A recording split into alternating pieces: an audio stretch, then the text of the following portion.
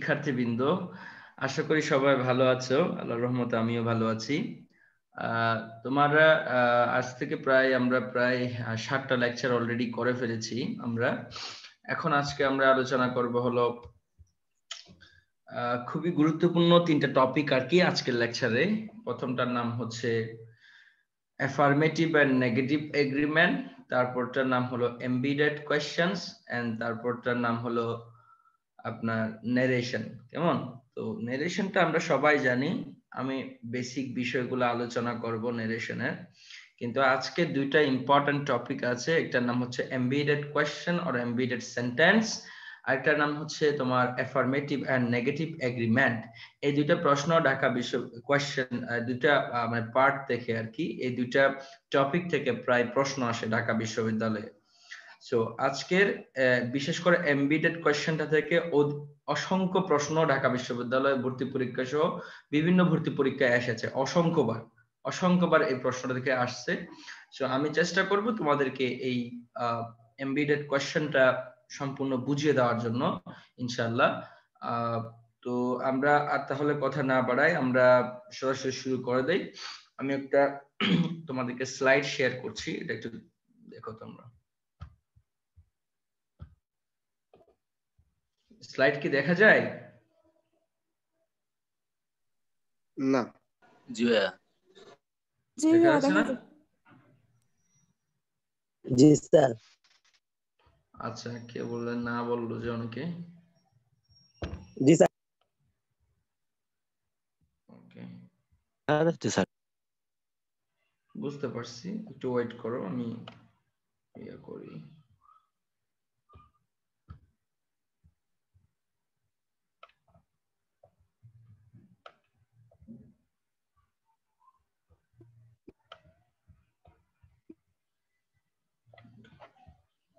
আচ্ছা, একটু খেয়াল করো।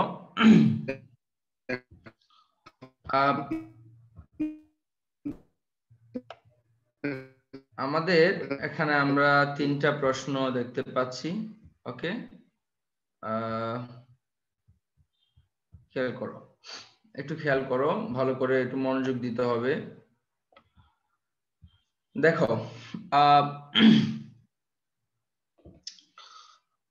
একটা সাধারণ প্রশ্নে যখন কোন একটা সেন্টেন্সে আমরা প্রশ্ন করি তখন প্রশ্নটা হয় এরকম: আগে ডাব্লিউএস ওয়ার্ড বসে, তারপর অক্সিলারি ভার্ব বসে, তারপর সাবজেক্ট বসে, তারপর মেইন ভার্ব বসে।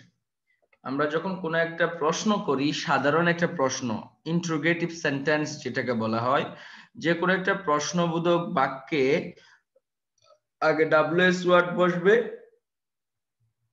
তারপর ভার্ব বসবে, তারপর সাবজেক্ট বসবে।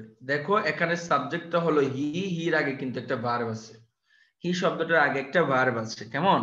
তো মূল বিষয়টা হচ্ছে যে কোনো প্রশ্ন করার ক্ষেত্রে ইন এভরি ইন্টারোগেটিভ সেন্টেন্স তোমাকে সবসময় ভার্বের আগে সাবজেক্টের আগে ভার্ব বসাতে হয় যে কোনো ইন্টারোগেটিভ সেন্টেন্সে।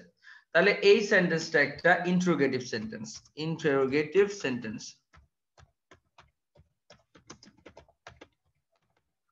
ওকে, এটা একটা ইন্টারোগেটিভ সেন্টেন্স, তোমরা দেখতে পাচ্ছ এই সেন্টেন্সটা একটা ইন্টারোগেটিভ সেন্টেন্স। তাহলে যে কোনো ইন্টারোগেটিভ সেন্টেন্সের আগে ভার্ব বসে, এই যে আগে ভার্ব বসবে, তারপর হলো সাবজেক্ট বসবে, আগে ভার্ব বসবে দেন সাবজেক্ট বসবে, এটাই হচ্ছে নিয়ম। কিন্তু দেখো এই সেন্টেন্সটাকে যদি আমি এমবিডেড করি, খেয়াল করো কথাটা খুব ভালো করে শুনো, এমবিডেড মানে যুক্ত করা, একটার সাথে আরেকটা যুক্ত করা, এমবিডেড মানে সংযুক্ত করা, ঠিক আছে? তাহলে এই কোশ্চেনটাকে যদি, এই যে এখানে যে প্রশ্নটা আছে এই হোয়ার ডাজ, এটাকে যদি আমি একটা বাক্যের সাথে যুক্ত করি, এই যে একটা বাক্যের সাথে ধরো যে আমি এটাকে যুক্ত করলাম, এটাকে আমরা যুক্ত করলাম, ধরো এই এই এই অংশটার সাথে আমরা তাকে যুক্ত করলাম, খেয়াল করো এইভাবে আমরা যুক্ত করলাম। এই যে I don't know where does he live, এই সেন্টেন্সটার সাথে আমরা তাকে যুক্ত করলাম। এখন দেখো এখানে এই হোয়ার, এই কোয়েশ্চেন মার্কটা বা হলো ডাব্লিউএস ওয়ার্ডটা ছিল বাক্যের শুরুতে, এখন সেটা আর বাক্যের শুরুতে নেই, এটা এখন বাক্যের মাঝখানে চলে আসছে। যেটা বাক্যের মাঝখানে দেখো আই ডোন্ট নো, আমি জানি না, হোয়ার এই বাক্যটা কিন্তু এখন বাক্যের মাঝখানে চলে আসছে, যেটা আগে ছিল বাক্যের শুরুতে, এখন হয়ে গেছে বাক্যের মাঝখানে। এখন এই যে যখন বাক্যের মাঝখানে বসে যাবে তখন কিন্তু আর একটা কোয়েশ্চেন মার্কে থাকবে না, তখন এটাকে অ্যাসার্টিভ করে দিতে হয়। তাহলে অ্যাসার্টিভ কিভাবে করে, আগে সাবজেক্ট বসবে তারপরে ভার্ব বসবে। তাহলে হোয়ার ডাস হি লিভ যেটা ছিল সেটা অ্যাসার্টিভ সেন্টেন্স হলো হোয়ার he lives, where he lives. এই জিনিসটাকে বলা হয় এমবিডেড সেন্টেন্স। তাহলে মূল কথাটা কি হলো, যদি কোনো একটা সেন্টেন্সের শুরুতে ডাব্লিউএস ওয়ার্ড বসে তাহলে আগে ভার্ব বসে তারপর সাবজেক্ট বসে, কিন্তু যদি কোনো একটা সেন্টেন্সের মাঝখানে ডাব্লিউএস ওয়ার্ড বসে, এই যে হয় আর এরকম মাঝখানে বসবে, এরকম মাঝখানে বসবে, তখন আগে কি বসবে, আগে সাবজেক্ট বসাতে হবে তারপরে ভার্ব বসাতে হবে। এখন একটু খেয়াল করো যে এখানে পরে ফুল স্টপ আছে, কেমন, কেন, এটা একটা এমবিডেড সেন্টেন্স, এটা কিন্তু এমবিডেড কোশ্চেন না। আই ডোন্ট নো, আমি জানি না, আই ডোন্ট নো আমি জানি না, হোয়ার হি লিভ সে কোথায় বাস করে। এটা কিন্তু আমি তোমাকে কোনো প্রশ্ন করি নাই, তোমার থেকে কোনো কিছু আমি জানতে চাই নাই, আমি বললাম আই ডোন্ট নো আমি জানি না, হোয়ার হি লিভ সে কোথায় বাস করে, উত্তর দিলাম, আমি কোনো প্রশ্ন করি নাই। তাহলে এটা এমবিডেড কোশ্চেন না, এটা হলো এমবিডেড সেন্টেন্স। এবার আসো, ডু ইউ নো তুমি কি জানো, দেখো এখানে ছিল I don't no, assertive sentence, কোনো কোয়েশ্চেন প্যাটার্নে ছিল না, কিন্তু এখন বলতেছে দেখো ডু ইউ নো, মানে তুমি কি জানো, আগে ভার্ব তারপর সাবজেক্ট, তার মানে এটা কোয়েশ্চেন। তখনও এখানে হয় আর হি লিভসই হবে, হয় আর ডাস হি লিভ হবে না, যে এখানে আবার কেউ হয় আর ডাস হি লিভ দিও না, কারণ এখানে প্রশ্ন আছে। ইন্ট্রোগেটিভ তো যে কোনো একটা পার্টের হবে, তাহলে এই ইন্ট্রোগেটিভটা হলো কোনটার, এই মেইন ক্লজের, এটার ডু ইউ নো এটার, এজন্য এখানে কোনো ডাস বসাতে হবে না, যেরকম আছে সেরকমই থাকবে। পার্থক্য হলো শুধু শেষে একটা এমবিডেড এরকম একটা কোয়েশ্চেন দিতে হবে, কারণ এখানে এটা কোয়েশ্চেন প্যাটার্নে আছে। এই যে ডু ইউ নো এটা যেহেতু কোয়েশ্চেন, এই জন্য এটা এখানে প্রশ্ন, কিন্তু এই যে আই ডোন্ট নো এটা কিন্তু কোয়েশ্চেনে নেই, এটা কিন্তু কোয়েশ্চেন না, অ্যাসার্টিভ, এই জন্য এখানে ফুল স্টপ বসছে। এই জন্য এই বাক্যটাকে বলা হবে এমবিডেড সেন্টেন্স, আর এটাকে বলা হবে এমবিডেড কোয়েশ্চেন। তাহলে মূল কথাটা কি, কথাটা খুব ভালো করে শুনো, যদি কখনো দুইটা ক্লজের মাঝখানে ডাব্লিউএস ওয়ার্ড বসে, দুইটা ক্লজের মাঝখানে ডাব্লিউএস ওয়ার্ড বসে, এই যে দেখো দুইটা ক্লজের মাঝখানে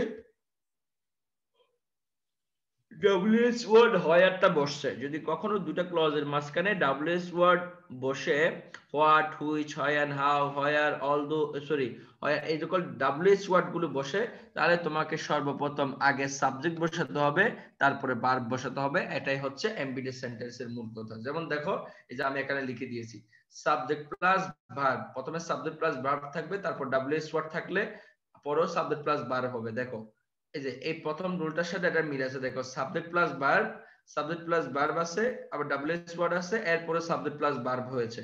আবার যদি দেখো ভার্ব প্লাস সাবজেক্ট থাকে, এই যে ভার্ব প্লাস সাবজেক্ট মানে আগে ভার্ব থাকবে তারপর সাবজেক্ট থাকলে, এরকম থাকলে তাহলে আগে ডাব্লিউএস ওয়ার্ড এর পরেও ঠিক সেম সাবজেক্ট প্লাস ভার্ব হবে, প্রশ্ন হলো পরে কোশ্চেন মার্ক হবে, এই যে একটা কোশ্চেন প্রশ্নবোধক চিহ্ন দিতে হবে, ইন্টারোগেটিভ সিম্বল দিতে হবে, এটা হচ্ছে এমবিডেড কোশ্চেন।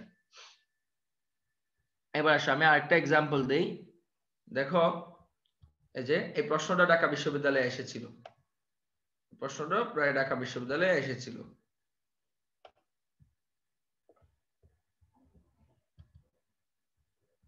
দেখো what time is it, what time is it, দেখো হোয়াটটা এই শব্দটা কিন্তু বাক্যের শুরুতে বসছে, তার মানে এটা একটা ইন্ট্রোগেটিভ সেন্টেন্স, এটা কিন্তু কোনো এমবিডেড সেন্টেন্স না। এমবিডেড মানে যুক্ত করতে হবে অন্যর সাথে, অন্য একটা ক্লজের সাথে তাকে যুক্ত করতে হবে, তখনই হবে এমবিডেড।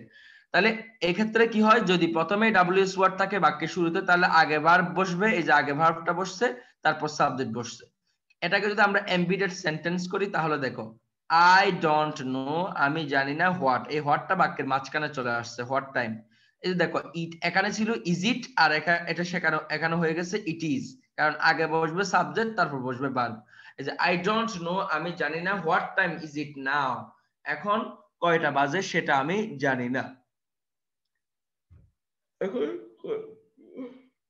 এটা হচ্ছে একটা এমবিডেড সেন্টেন্স।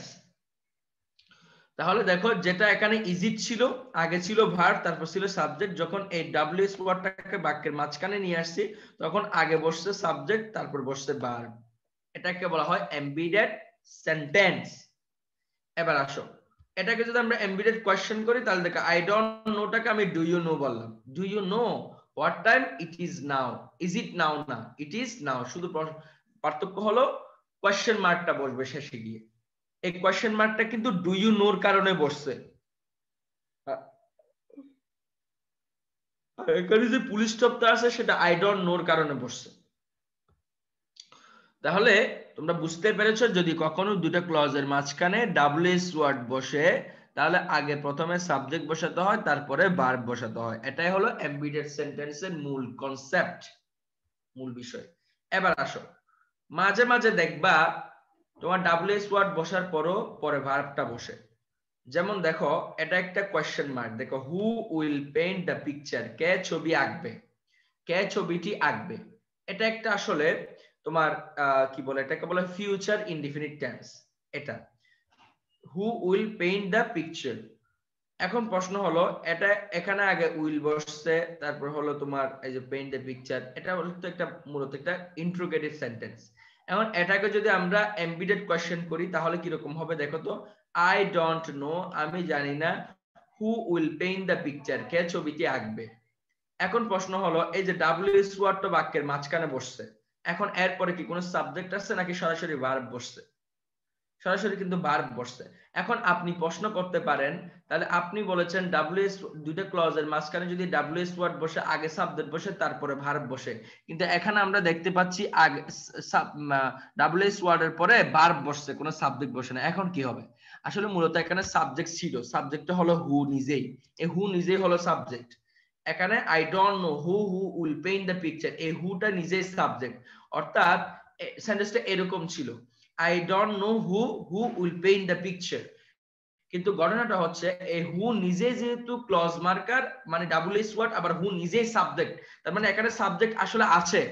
এই যে এখানে হু নিজেই এটাকে হিসেবে কাজ করছে ডাব্লিউএস ওয়ার্ড হিসেবে, আবার এই হু নিজেই এখানে সাবজেক্ট। এই জন্য কিন্তু এখানে সাবজেক্ট আছে, হুর পরে সাবজেক্ট আছে। মূলত সেন্টেন্সটা হচ্ছে এরকম হু উইল পেইন্ট দ্য পিকচার, মানে আগে সাবজেক্ট তারপরে ভার্ব। এই যে আগে সাবজেক্ট তারপরে ভার্ব, এই যে আগে সাবজেক্টটা বসছে তারপরে ভার্বটা বসছে, মানে সেম কথা, কিন্তু এই হুটাকে দুইবার বসানো হয় না কারণ হু নিজে এখানে সাবজেক্ট এবং নিজে ডাব্লিউএস ওয়ার্ডের কাজ করছে এজন্য। ঠিক এটাকে যদি আমরা ডাব্লিউএস ওয়ার্ড এমবিডেড কোশ্চেন করি তাহলে do you know who will paint the picture? এই যে who will paint the picture, who will paint the picture যেরকম আছে সেরকমই থাকবে, কারণ এক্ষেত্রে হু নিজেই সাবজেক্ট হিসেবে কাজ করে, আবার হু নিজেই কি হিসেবে কাজ করে? আপনার ডাব্লিউএস ওয়ার্ড হিসেবে কাজ করে। যেমন আমি আরেকটা এক্সাম্পলটি দেখো, আমি আরেকটা এক্সাম্পল দেই। যেমন দেখো আই ডোন্ট নো, আমি জানি না, হু হি ইজ হবে নাকি হু ইজ হি হবে? আই ডোন্ট নো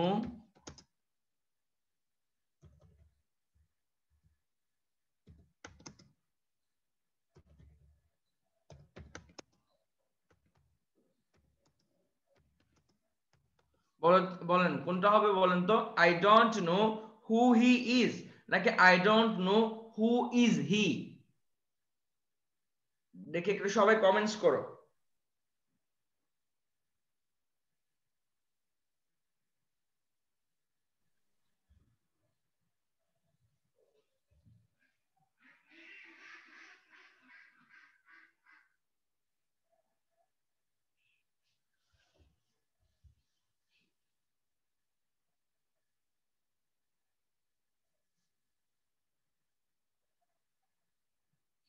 দেখো আচ্ছা একটু খেয়াল করো, অনেকে ভুল করেছো আবার অনেকে সঠিক বলেছো।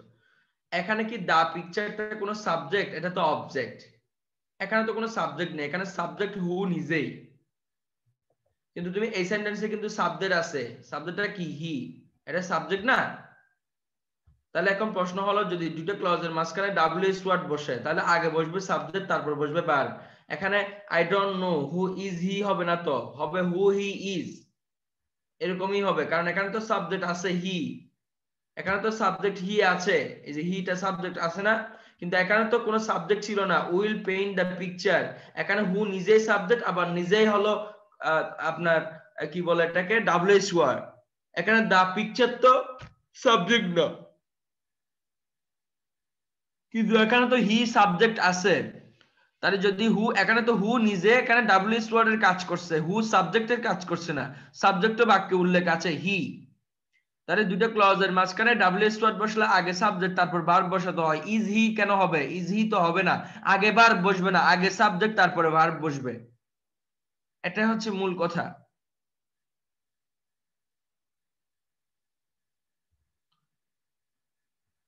আচ্ছা, এখন তাহলে মূল কথাটা কি আসি, মূল কথাটা হলো যদি কখনো কোনো দুটো ক্লজের মাঝখানে এই যে ডাব্লিউএস ওয়ার্ড গুলো বসে, ডাব্লিউএস ওয়ার্ডস গুলো যদি বসে, তাহলে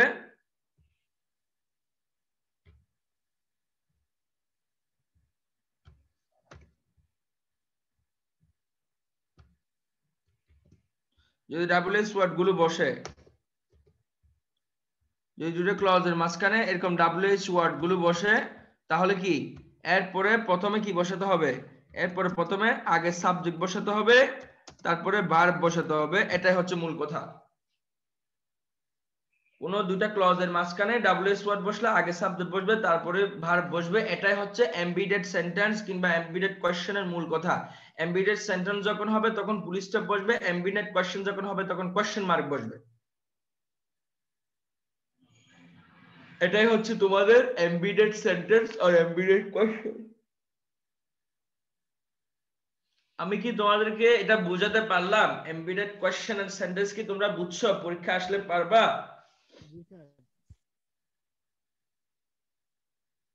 একটু সবাই কমেন্টস করো, কারো প্রশ্ন আছে এই বিষয়ে?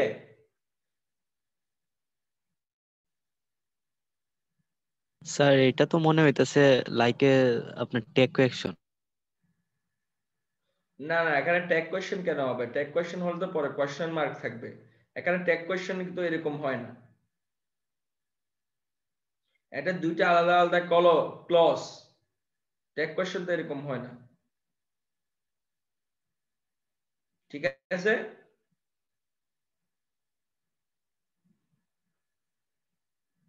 ইয়েস, যদি দুটো ক্লজের মাঝখানে ডাব্লিউএস ওয়ার্ড বসে আগে সাবজেক্ট বসাইতে হবে, তারপর ভার্ব বসাইতে হবে, এটাই এমবিডেড।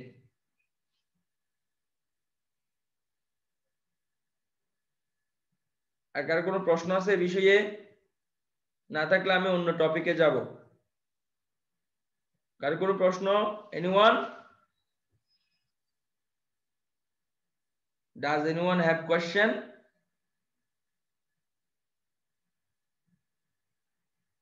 ওকে, ঠিক আছে, তাহলে এটা হচ্ছে তোমাদের এমবিডেড কোয়েশ্চেন আর কি। এখন আমি আরেকটা স্লাইড শেয়ার দিচ্ছি, সেটা একটু দেখো।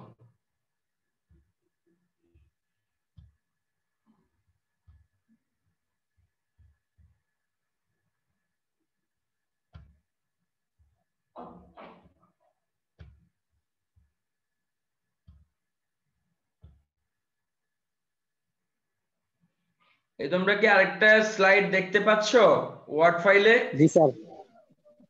হ্যাঁ স্যার। বুঝি নাই, দেখতে পাচ্ছ? জি স্যার। ওকে ওকে, ঠিক আছে।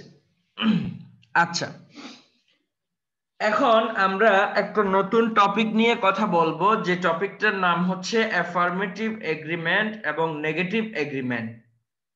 এই জিনিসটা কি সেটা তোমাকে একটু আগে বুঝতে হবে, এটা কেন বাংলা বাক্যে কেন এটা ব্যবহার হয় বা ইংরেজিতে কেন আমি এটা শিখবো, এটার মূল কনসেপ্টটা কি। সবসময় একটা জিনিস মনে রাখবা, যে কোনো টপিকের মূল কনসেপ্টটা তোমাকে মনে রাখতে হবে। যেমন এই যে আমি এমবিডেড কোশ্চেন যে পড়াইলাম, এই এমবিডেড কোশ্চেনস এর মূল কথা হলো, এমবিডেড কোশ্চেনের মূল কথাটা হলো দুইটা ক্লজের মাঝখানে ডাব্লিউএস ওয়ার্ড বসলে আগে সাবজেক্ট বসাতে হবে, তারপরে ভার্ব বসাতে হবে, আগে ভার্ব তারপর সাবজেক্ট, এরকম হবে না। এটাই হচ্ছে আসলে এমবিডেড সেন্টেন্সের মূল কথা। জাস্ট এই একটা জিনিস মনে রাখবে এই টপিকটা নিয়ে।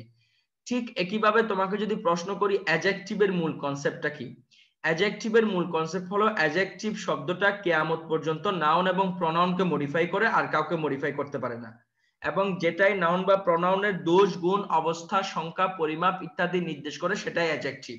এবং অ্যাডজেক্টিভ শব্দটা কিয়ামত পর্যন্ত সিঙ্গুলার থাকবে, অ্যাডজেক্টিভ কখনো পৃথিবীতে প্লুরাল হয় না। এগুলো হলো অ্যাডজেক্টিভ সম্পর্কে মূল কথা, আর কোনো কথা নেই। ঠিক এজন্য প্রত্যেকটা জিনিসের প্রত্যেকটা বিষয়ের কিন্তু একটা মূল কনসেপ্ট, মেইন কনসেপ্টটা যেন তোমরা শিখে রাখো, এটা মাথায় রাখো। ঠিক একইভাবে এই অ্যাফার্মেটিভ এগ্রিমেন্ট নেগেটিভ এগ্রিমেন্টটা কি, আসলে এটা কেন কেন আমি শিখবো, বা এটার কি দরকারটা আছে, কি জন্য এটার জন্ম পৃথিবীতে হয়েছে, সেটা তোমাকে আগে বুঝতে হবে সহজ বাংলায়। সেটা হচ্ছে দেখো, এগ্রিমেন্ট শব্দের অর্থ হলো চুক্তি। চুক্তি, অ্যাফার্মেটিভ মানে হা বোধক চুক্তি। ওকে, সেটা কি রকম আমি একটু বলি তোমাদেরকে। দেখো, আমি একটা সেন্টেন্স লিখলাম, আই অ্যাম হ্যাপি, আমি সুখী, অ্যান্ড ইউ আর হ্যাপি, তুমিও সুখী। আমিও সুখী, তুমিও সুখী, দুইজনই সুখী। ভালো কথা, I am happy and you are happy. এখন প্রশ্ন হলো যে দেখো, এখানে একটা শব্দ দুইবার ইউজ হয়েছে। এই যে হ্যাপি ওয়ার্ডটা এখানেও একবার ইউজ হয়েছে, আবার এখানেও একবার ইউজ হয়েছে, দুইবার ইউজ হয়েছে। এই হ্যাপি ওয়ার্ডটা কিন্তু দুইবার ইউজ হয়েছে। তো এই গ্রামারিয়ানরা বলছে এই সেন্টেন্সটাকে আপনি খুব সংক্ষেপে লিখতে পারবেন, দুইবার শব্দটা ইউজ করতে হবে না। এই যে শব্দের পুনরাবৃত্তি, একটা শব্দের পুনরাবৃত্তি দূর করার জন্য এই পৃথিবীতে এগ্রিমেন্ট শব্দটার জন্ম হয়েছে। এখন প্রথমে তোমাকে এগ্রিমেন্ট করার ক্ষেত্রে মনে রাখতে হবে বাক্যটা পজিটিভ নাকি নেগেটিভ, বাক্যটা কি অ্যাফার্মেটিভ নাকি নেগেটিভ। আমরা দেখতে পাচ্ছি এখানে এম আছে, কোনো নট নেই, তার মানে এটা পজিটিভ, মানে অ্যাফার্মেটিভ এগ্রিমেন্ট। যখন অ্যাফার্মেটিভ এগ্রিমেন্ট হবে তখন বাক্যের শুরুতে বসাতে হবে সু, সেন্টেন্সের শুরুতে বসাতে হবে সু, আর সেন্টেন্সের শেষে বসে টু অথবা অলসো। তাহলে এই যে হ্যাপি ওয়ার্ডটা যেহেতু দুইবার আছে, আমি একবার তুলে দিব। এখন আই এম হ্যাপি, আমি যদি হ্যাপি হয় তাহলে কি ইউ আর রুবেল, তুমি কি রুবেল হবা এরকম? হ্যাঁ না স্যার, একই তো হতে হবে এবার। না, একজন যদি হ্যাপি হয় আর একজন রুবেল হয় না?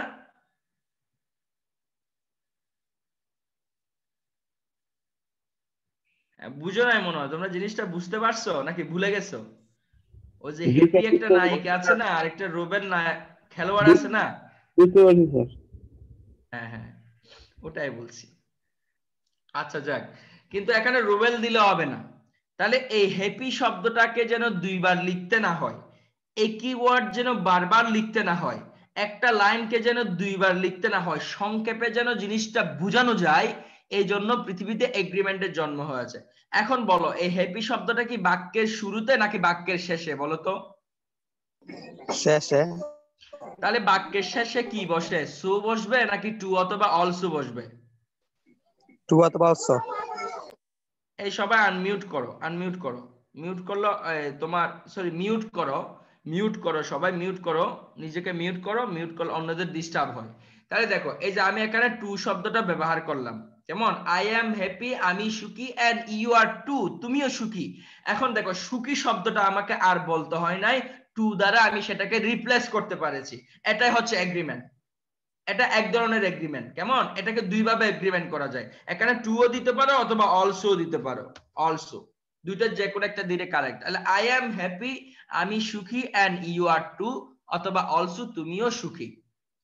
এখন এটা আমি একভাবে এগ্রিমেন্ট করলাম, প্রথমে কিন্তু এটা এগ্রিমেন্ট ছিল না, এখন এটা এগ্রিমেন্ট হয়েছে। প্রথম তুমি যদি এইভাবে বলে ফেলো I am happy and you are happy, যদি এভাবে বলো তাহলে সেটা কিন্তু এগ্রিমেন্ট হয় নাই, এখন এটা এগ্রিমেন্ট হয়েছে।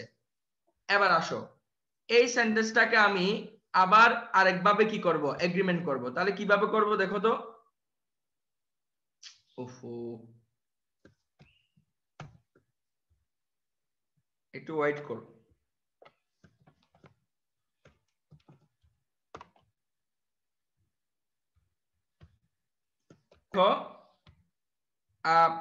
এখন এই বাক্যটাকে আমি এগ্রিমেন্ট করব, তাহলে একটু খেয়াল করো। দেখো প্রথম অংশটা ঠিক থাকবে, I am happy and I am happy and পর্যন্ত ঠিক থাকবে। এখন আমরা বাক্যের শুরুতে, এই যে এটা একটা বাক্য, এই সেন্টেন্সটির শুরুতে এটা একটা বাক্য, এটা শেষে বসবে টু অথবা অলসো। আবার যদি তুমি সো দিয়ে করতে চাও, এই যে সো, তাহলে সোটা বাক্যের শুরুতে বসাতে হবে। সো যখন সোটা বাক্যের শুরুতে বসাবা তখন সেন্টেন্সটা ইনভার্সন হয়ে যায়। ইনভার্সন মানে সেন্টেন্সটা উল্টে যাবে।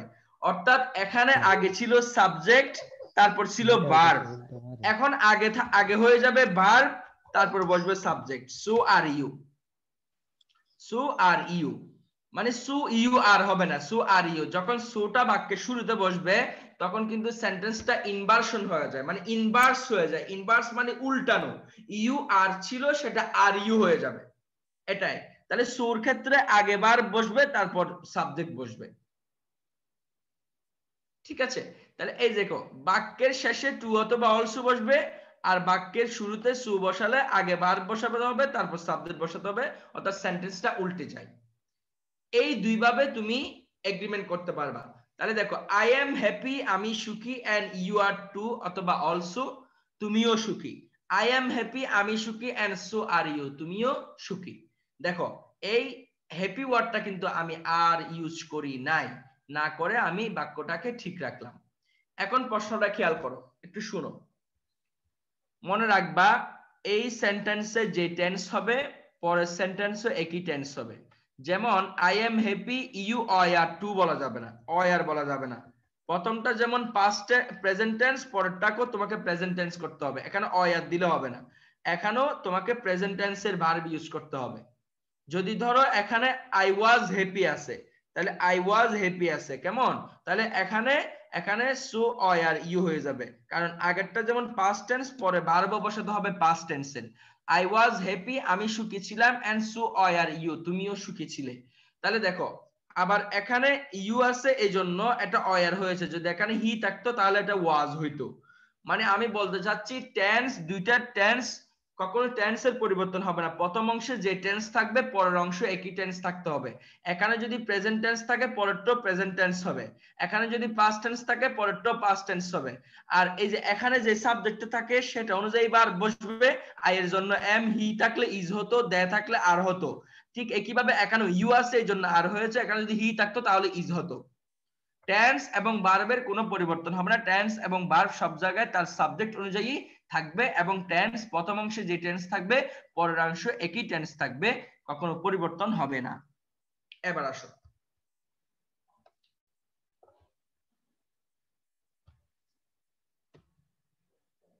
আচ্ছা এখন আমি তো একটা করে দিলাম, দেখি এবার এটা তোমরা এটাকে এমবিডেড সেন্টেন্সের উপর, সরি অ্যাফার্মেটিভ এগ্রিমেন্ট করো। এই সেন্টেন্সটা তোমরা অ্যাফার্মেটিভ এগ্রিমেন্ট করো, আমাকে দেখাও, তো কমেন্টস করে লিখে পাঠাও।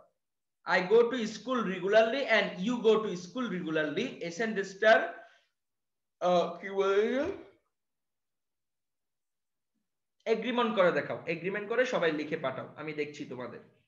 সবাই কমেন্টস করো, কমেন্টসে এটা এগ্রিমেন্ট করে পাঠাও দেখি।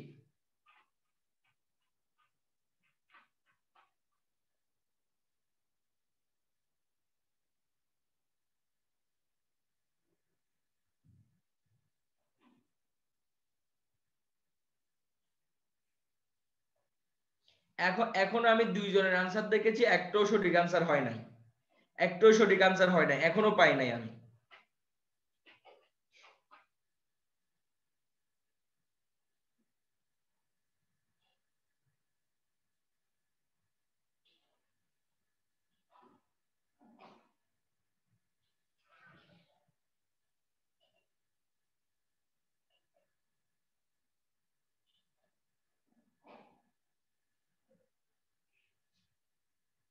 শুধু আমি একটা সঠিক আনসার পেয়েছি, আর কারো পাই নাই।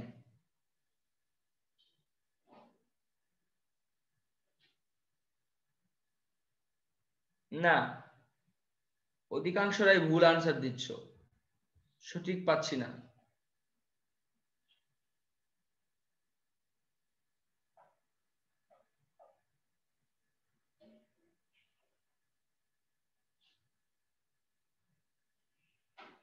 একটাই সঠিক আনসার পেয়েছি।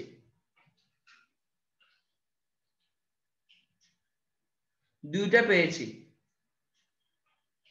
একজনের নাম হলো সুমাইয়া তাসনিম, আরেকজনের নাম হলো আয়েশা সিদ্দিকা। এই দুইজনই শুধু সঠিক আনসার দিয়েছে, আর অধিকাংশ মানুষের আনসার ভুল হয়েছে।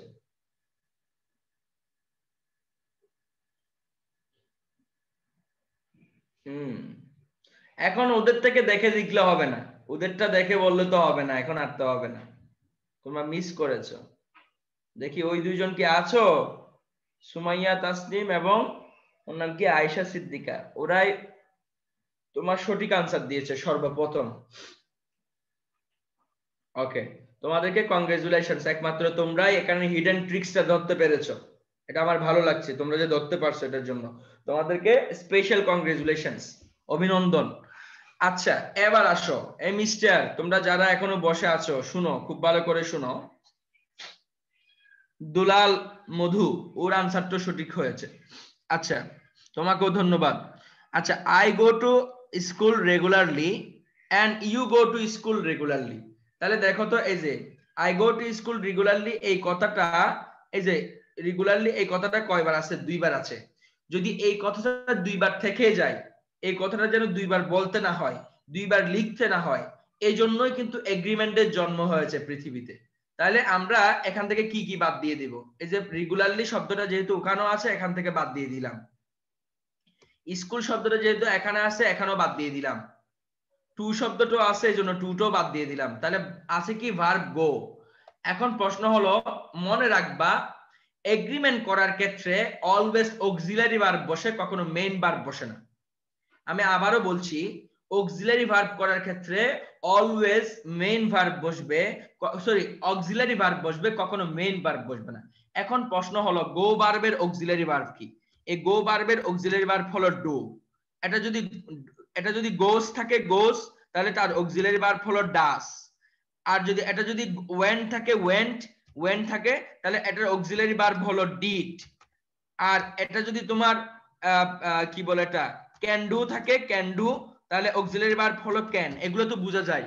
তাহলে বোঝা যায় না কোনটা? দেখো, গো ভার্বের অক্সিলারি ভার্ব কিন্তু ডু, গোস ভার্বের অক্সিলারি ভার্ব কিন্তু ডাস, ওয়েন্ট ভার্বের অক্সিলারি ভার্ব কিন্তু ডিড।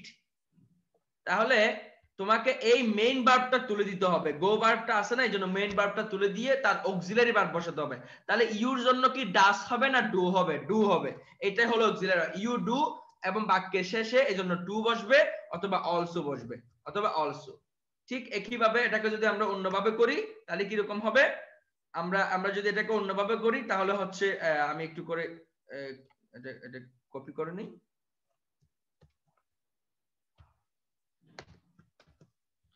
তাহলে দেখো, ইউ ডু টু শোনা আছে না, এখন আমি এটাকে বাক্যে সো দিয়ে করব। তাহলে সোটা বাক্যের শুরুতে বসালাম, শুরুতে বসালে আগে আগে বসবে ভার্ব, তারপর বসবে সাবজেক্ট, সো ডু ইউ। এই দুইভাবে হচ্ছে তোমাকে অ্যাফার্মেটিভ এগ্রিমেন্ট করতে হয়।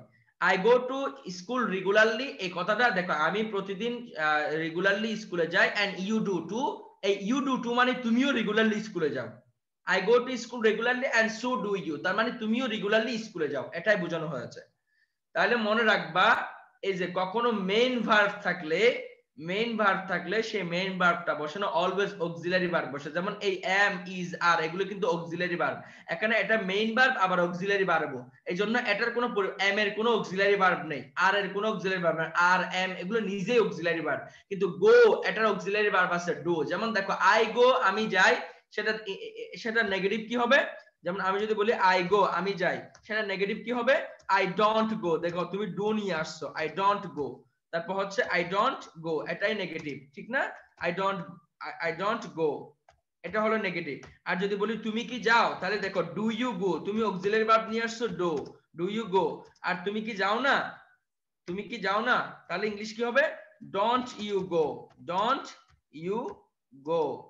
ওকে, এটাই প্রশ্ন, ডোন্ট ইউ গো। ওকে, ঠিক একইভাবে যদি এখানে আই গো না থাকে, এখানে যদি হি গোস থাকতো, হি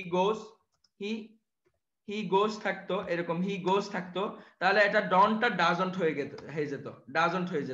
এটা ডাজন্ট হয়ে যেত। কেমন? হি ডাজন্ট গো, তারপর এখানে ডাজ হি গো হয়ে যেত, ডাজ হি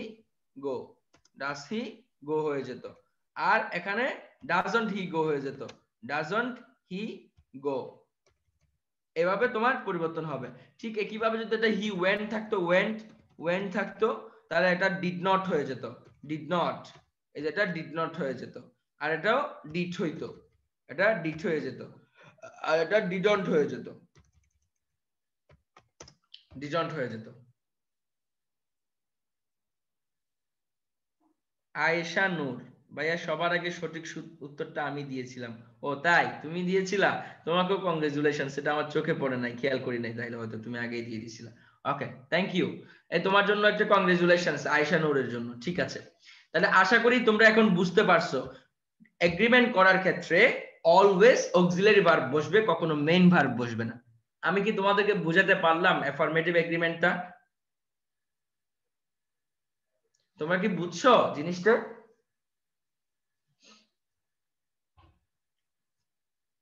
সবাই একটু কমেন্টস করিও, নাহলে আমি কিভাবে বুঝবো তোমরা যে বুঝছো এটা।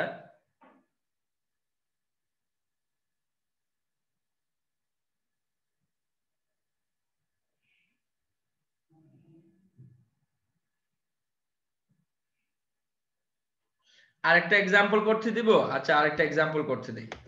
ওকে, আমি আরেকটা সেন্টেন্স দিচ্ছি, এটা করো। I have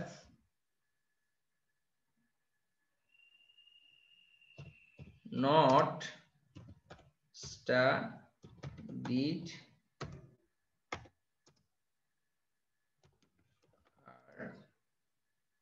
and he, আচ্ছা আচ্ছা আমি দিচ্ছি, আমি পরে আরেকটা সেন্টেন্স দিব, আমি দিব একটু পরে দিব, কিন্তু তার আগে আরেকটা বিষয় বুঝাই দেই।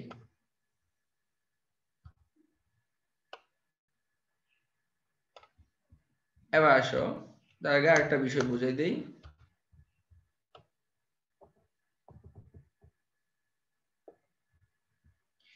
যখন নেগেটিভ হবে, এই যে দেখো সেন্টেন্সটা যখন নেগেটিভ হবে, এই যে এরকম যখন নেগেটিভ হবে, তখন সেন্টেন্সটা যদি নেগেটিভ হয় তখন কিন্তু আইদার এবং নাইদার বসে। যেমন দেখো, সরি উল্টা হয়ে গেছে, নাইদারটা আগে হবে, একটু উল্টা হয়ে গেছে, নাইদার, আর এখানে হবে আইদার। তাহলে এই যে দেখো হ্যাপি শব্দটা দুইবার আছে, এখন এই হ্যাপিটাকে আমি চেঞ্জ করে দিব, চেঞ্জ করে এখানে আইদার বসাই দিলে হবে। এটা হলো আপনার আইদার, আইদারটা পরে বসে, নাইদারটা আগে বসে। কেমন? এই যে বাক্যের শেষে যেহেতু আইদার বসছে, তাহলে দেখো খেয়াল করো, যখন এটা একটা negative sentence, I am not happy, আমি সুখী নই, and you are not either, তুমিও সুখী নও। ঠিক এটাকে যদি আমরা নাইদার দিয়ে করি তাহলে কিরকম হবে? তাহলে হবে নাইদার, এই যে আই এম, এটা ঠিক থাকবে, এতটুকু অংশ ঠিক থাকবে, এতটুকু ঠিক থাকবে, ঠিক থাকার পর আমরা এরপরে কি করব? নাইদার দিয়ে করব। তাহলে নাইদারটা বাক্যের শুরুতে চলে আসবে, নাইদার, খেয়াল করো, নাইদার। যখন নাইদারটা চলে আসবে ঠিক ওই আগের মতো, আগে ভার্ব বসবে, তারপর সাবজেক্ট বসবে। তাহলে এখন দেখো নাইদার আর নট। এখন প্রশ্ন হলো, দেখো এখানে আর নট আছে না এবং ইউ আছে, নাইদার নিজেই নেগেটিভ, সো এই নটটা আর বসবে না, কারণ নাইদারের মধ্যে নট আছে, এজন্য আর নটটা বসাতে হয় না। নেইদার আর ইউ ওই আগের মতো ইনভার্সন হয়ে যাবে। আই এম নট হ্যাপি, আমি সুখী নই, এন্ড নেইদার আর ইউ, তুমিও সুখী নও, নাইদার আর ইউ। তাহলে দেখো নেগেটিভ এগ্রিমেন্টে আইদার এবং নাইদার হয়, আর পজিটিভ এগ্রিমেন্টে তোমার কি বলে এটা, সো এবং টু হয়। ঠিক আছে, তো এখন তোমরা এই সেন্টেন্সটা একটু করো, এটা এটা করো তো, I don't go to school regularly, এটা দিয়ে করো তো, এটা দিয়ে নেগেটিভ এগ্রিমেন্ট করে দেখাও।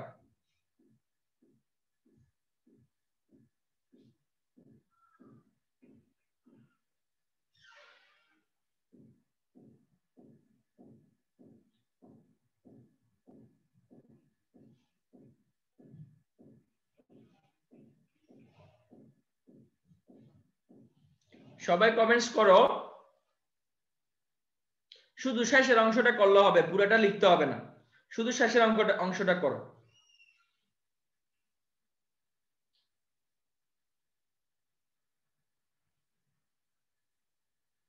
একজনে দিয়েছে নেইদার ডু আই, এই এখানে আই আসছে কোত্থেকে?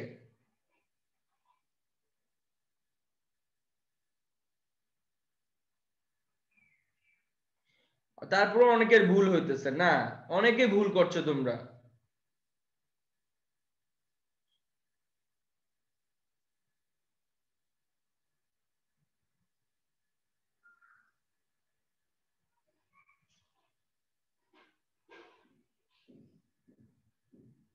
আবার একজনে আর দিয়েছে, ওর নাম কি জামাল হোসেন। এই জামাল, তুমি এখানে আর ইউজ করছো কেন? এতক্ষণ ধরে কি বুঝালাম? তাহলে এই রেগুলারলি শব্দটা আছে, স্কুল শব্দটা আছে, এটা কমে যাবে, টু শব্দটা আছে। এখন প্রশ্ন হলো যে এই গো শব্দটা উঠে যাবে, কারণ এটা অক্সিলারি ভার্ব না, মেইন ভার্ব। থাকে অক্সিলারি ভার্ব থাকবে, মেইন ভার্ব থাকবে না। এই যে অক্সিলারি ভার্ব, ইউ ডোন্ট, এখন বাক্যের শেষে না, you don't either, you don't either.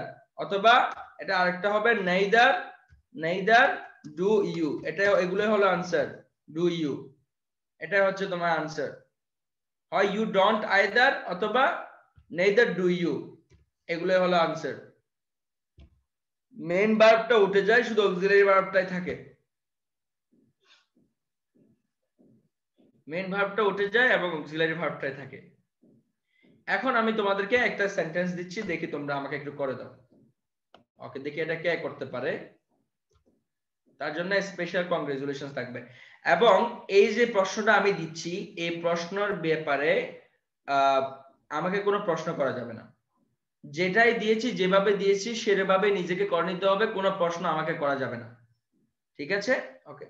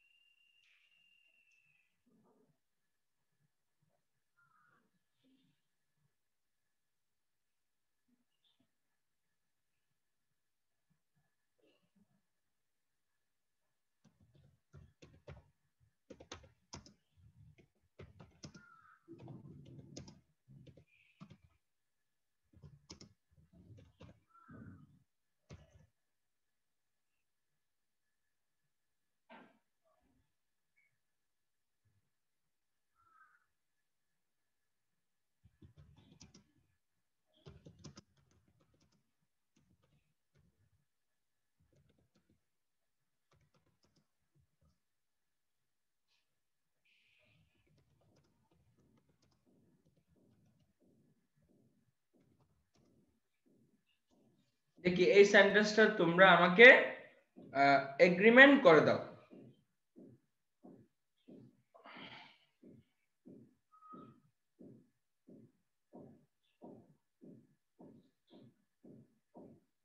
না, আমি দুলাল মধু, তোমার ভুল হয়েছে, হয় নাই।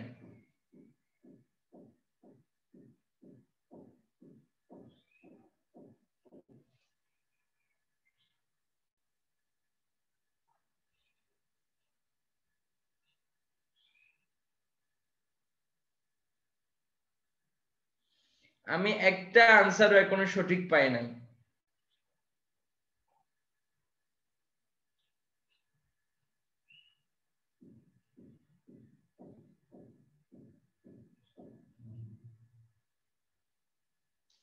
হ্যাঁ, অনেকের আনসার সঠিক পেয়েছি, মাশাআল্লাহ মাশাআল্লাহ, অনেকে সঠিক আনসার দিয়েছো, ধন্যবাদ।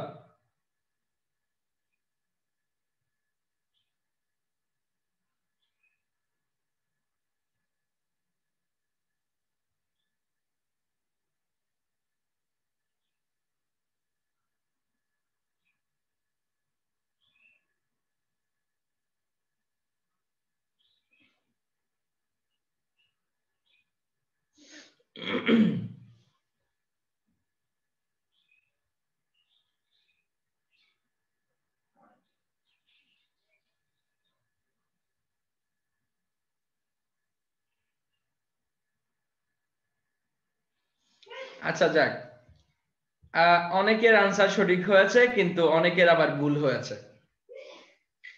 আচ্ছা দেখো, কোন একটা সেন্টেন্স দেখার পর এগ্রিমেন্ট করার ক্ষেত্রে সর্বপ্রথম যেটা দেখতে হবে, সেটা হলো এটা কি অ্যাফার্মেটিভ এগ্রিমেন্ট না নেগেটিভ এগ্রিমেন্ট।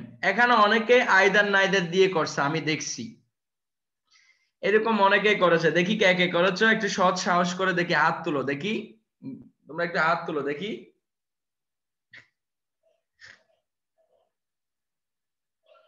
আমি জানি এখানে অনেকেই, হ্যাঁ অনেকে আইদার নাইদার দিয়ে করছে।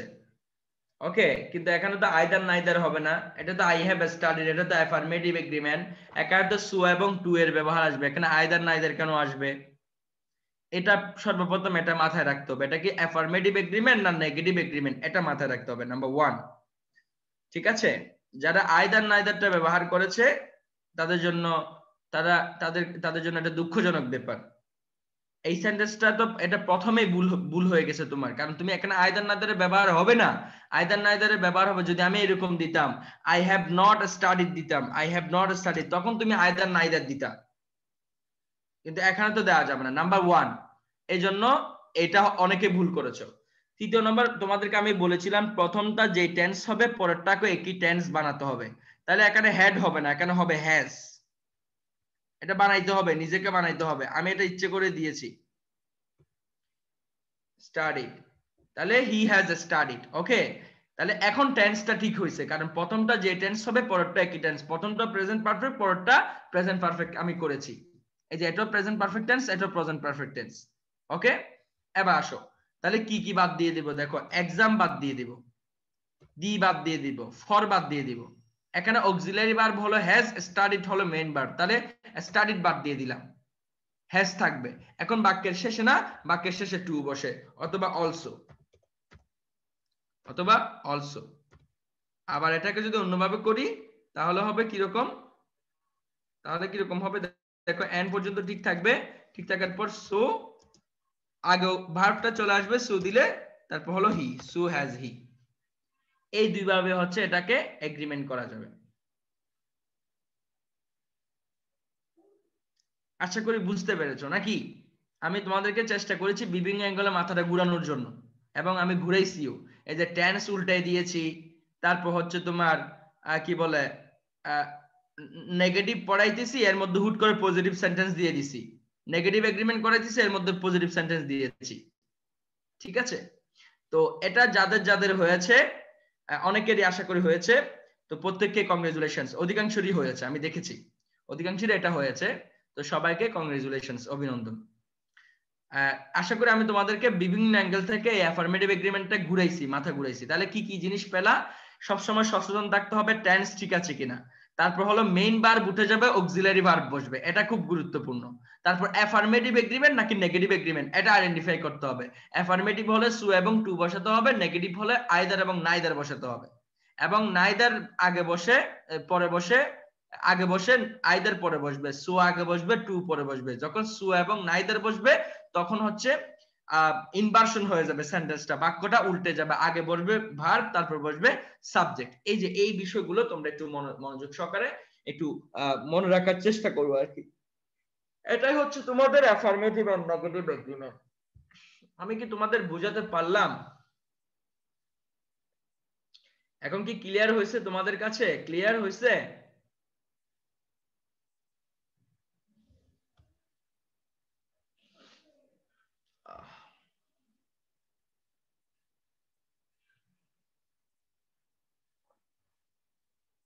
আচ্ছা, এবার আসো এই যে অ্যাফার্মেটিভ এগ্রিমেন্ট, নেগেটিভ এগ্রিমেন্ট এবং যে তোমার পড়াইলাম এতক্ষণ ধরে যেগুলো পড়াইছি, এগুলোর উপর আরো কোনো প্রশ্ন আছে কিনা? তাহলে তোমরা স্পিকার অন করে কথা বলতে পারো, প্রশ্ন করতে পারো। জি, আসসালামু আলাইকুম স্যার। হ্যাঁ, ওয়ালাইকুম আমি আসসালাম। ফরহাদ হোসেন বলছি স্যার। লাস্টে যে তিনটা টেকনিকের কথা বলেছেন, টেন্স ঠিক আছে কিনা, তারপরে অ্যাফার্মেটিভ বা নেগেটিভ কিনা, আরেকটা কথা বলেছিলেন স্যার। প্রথমে দেখতে হবে সেন্টেন্সটা অ্যাফার্মেটিভ নাকি নেগেটিভ, কেমন?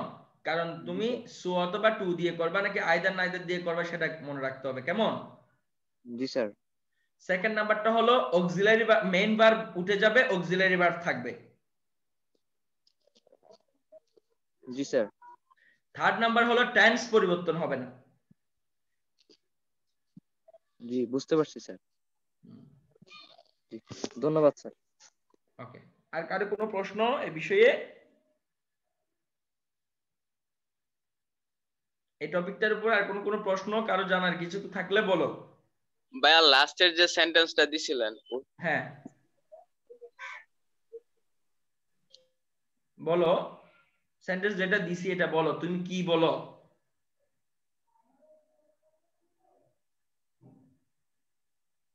তুমি কি আছো? জি জি বলো না, লাস্টের সেন্টেন্স যেটা দিছিলাম সেটাতে কি, তুমি কি বুঝো না সেটা বলবো না?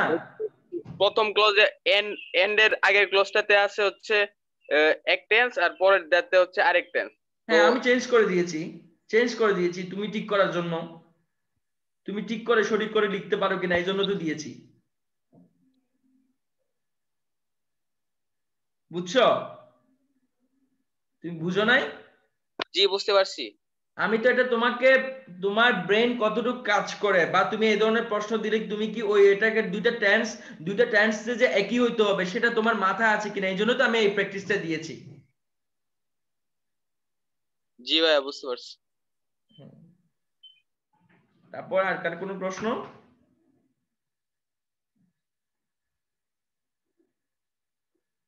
আশা করি নাই। হ্যাঁ আর কোনো প্রশ্ন নাই নাকি? যাক ঠিক আছে, ওকে। তাহলে এতক্ষণ ধরে আমরা কয়টা টপিকস পড়েছি বলো তো দেখি, কোন কোন টপিকস পড়েছি আমরা? এমবিডেড কোয়েশ্চেন এবং কি অ্যাফার্মেটিভ এন্ড নেগেটিভ এগ্রিমেন্ট, দুটো টপিক পড়েছি আমরা।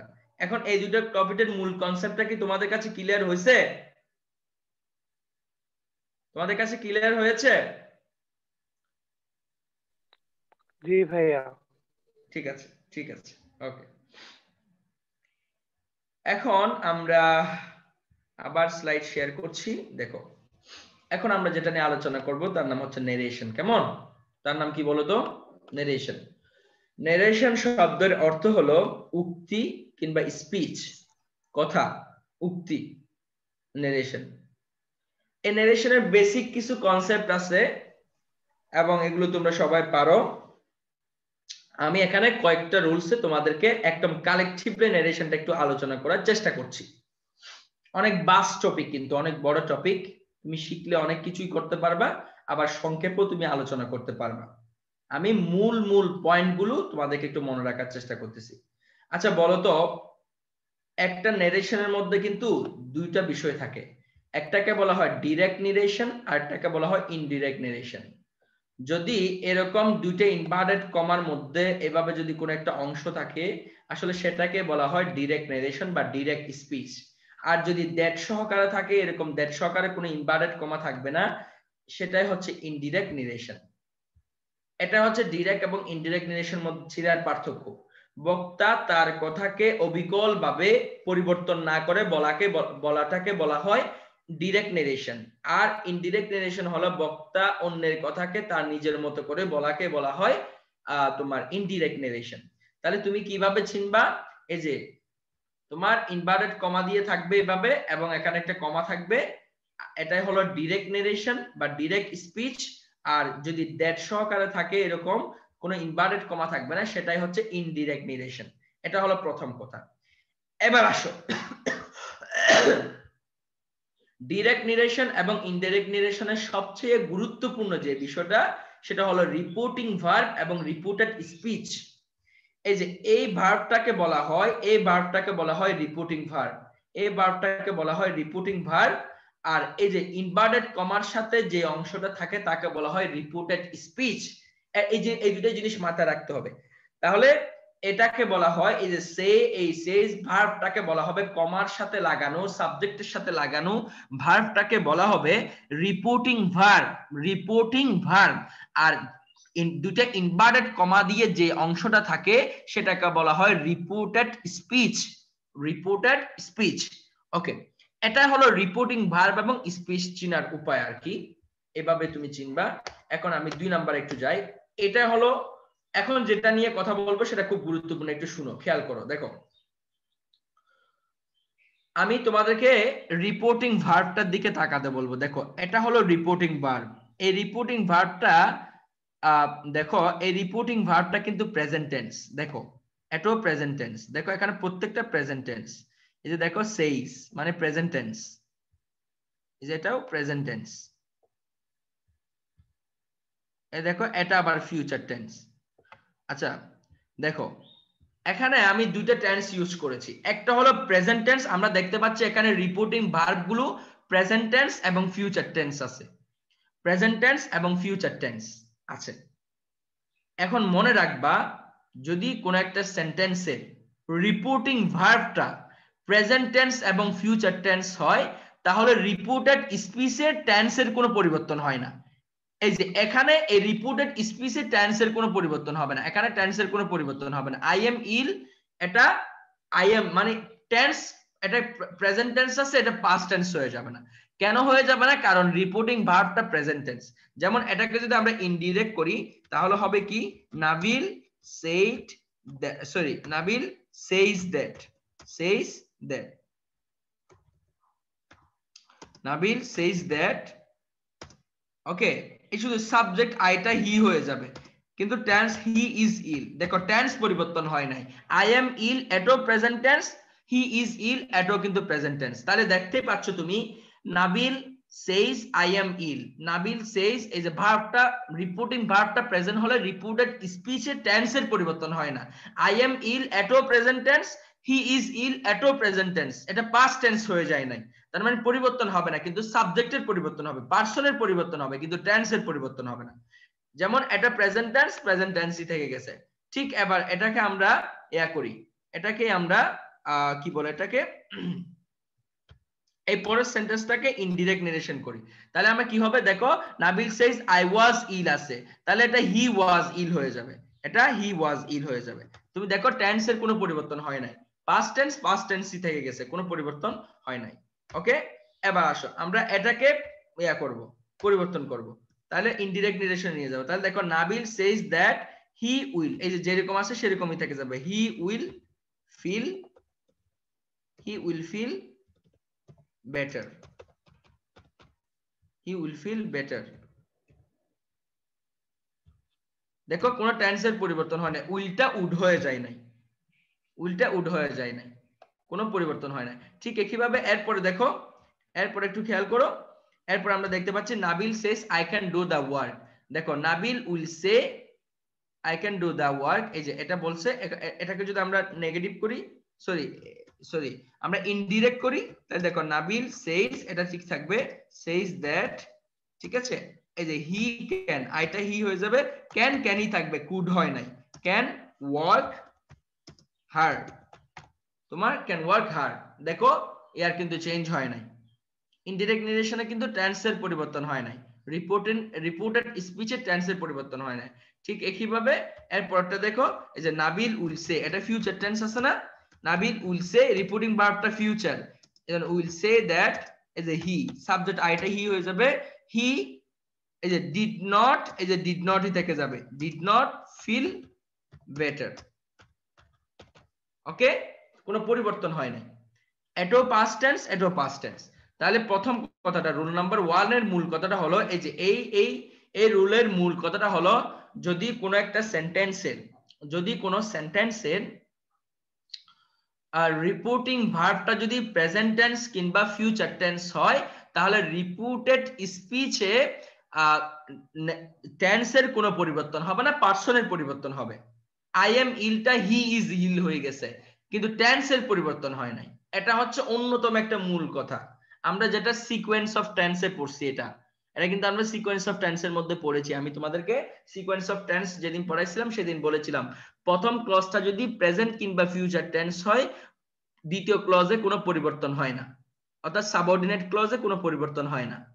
এই সাবঅর্ডিনেট ক্লজটা কোনটা? এই যে তোমার রিপোর্টেড স্পিচটা, এটাই তো সাবঅর্ডিনেট ক্লজ নাকি? এই যে এটাই তো সাবঅর্ডিনেট ক্লজ, আর এটা হলো ক্লজের প্রথম অংশ। তাহলে এই অংশে যদি পাস্ট প্রেজেন্ট হয় পরে প্রেজেন্ট পাস্ট ফিউচার সবকিছুই হতে পারে, আমরা জানি এটা কোনো পরিবর্তন হবে না।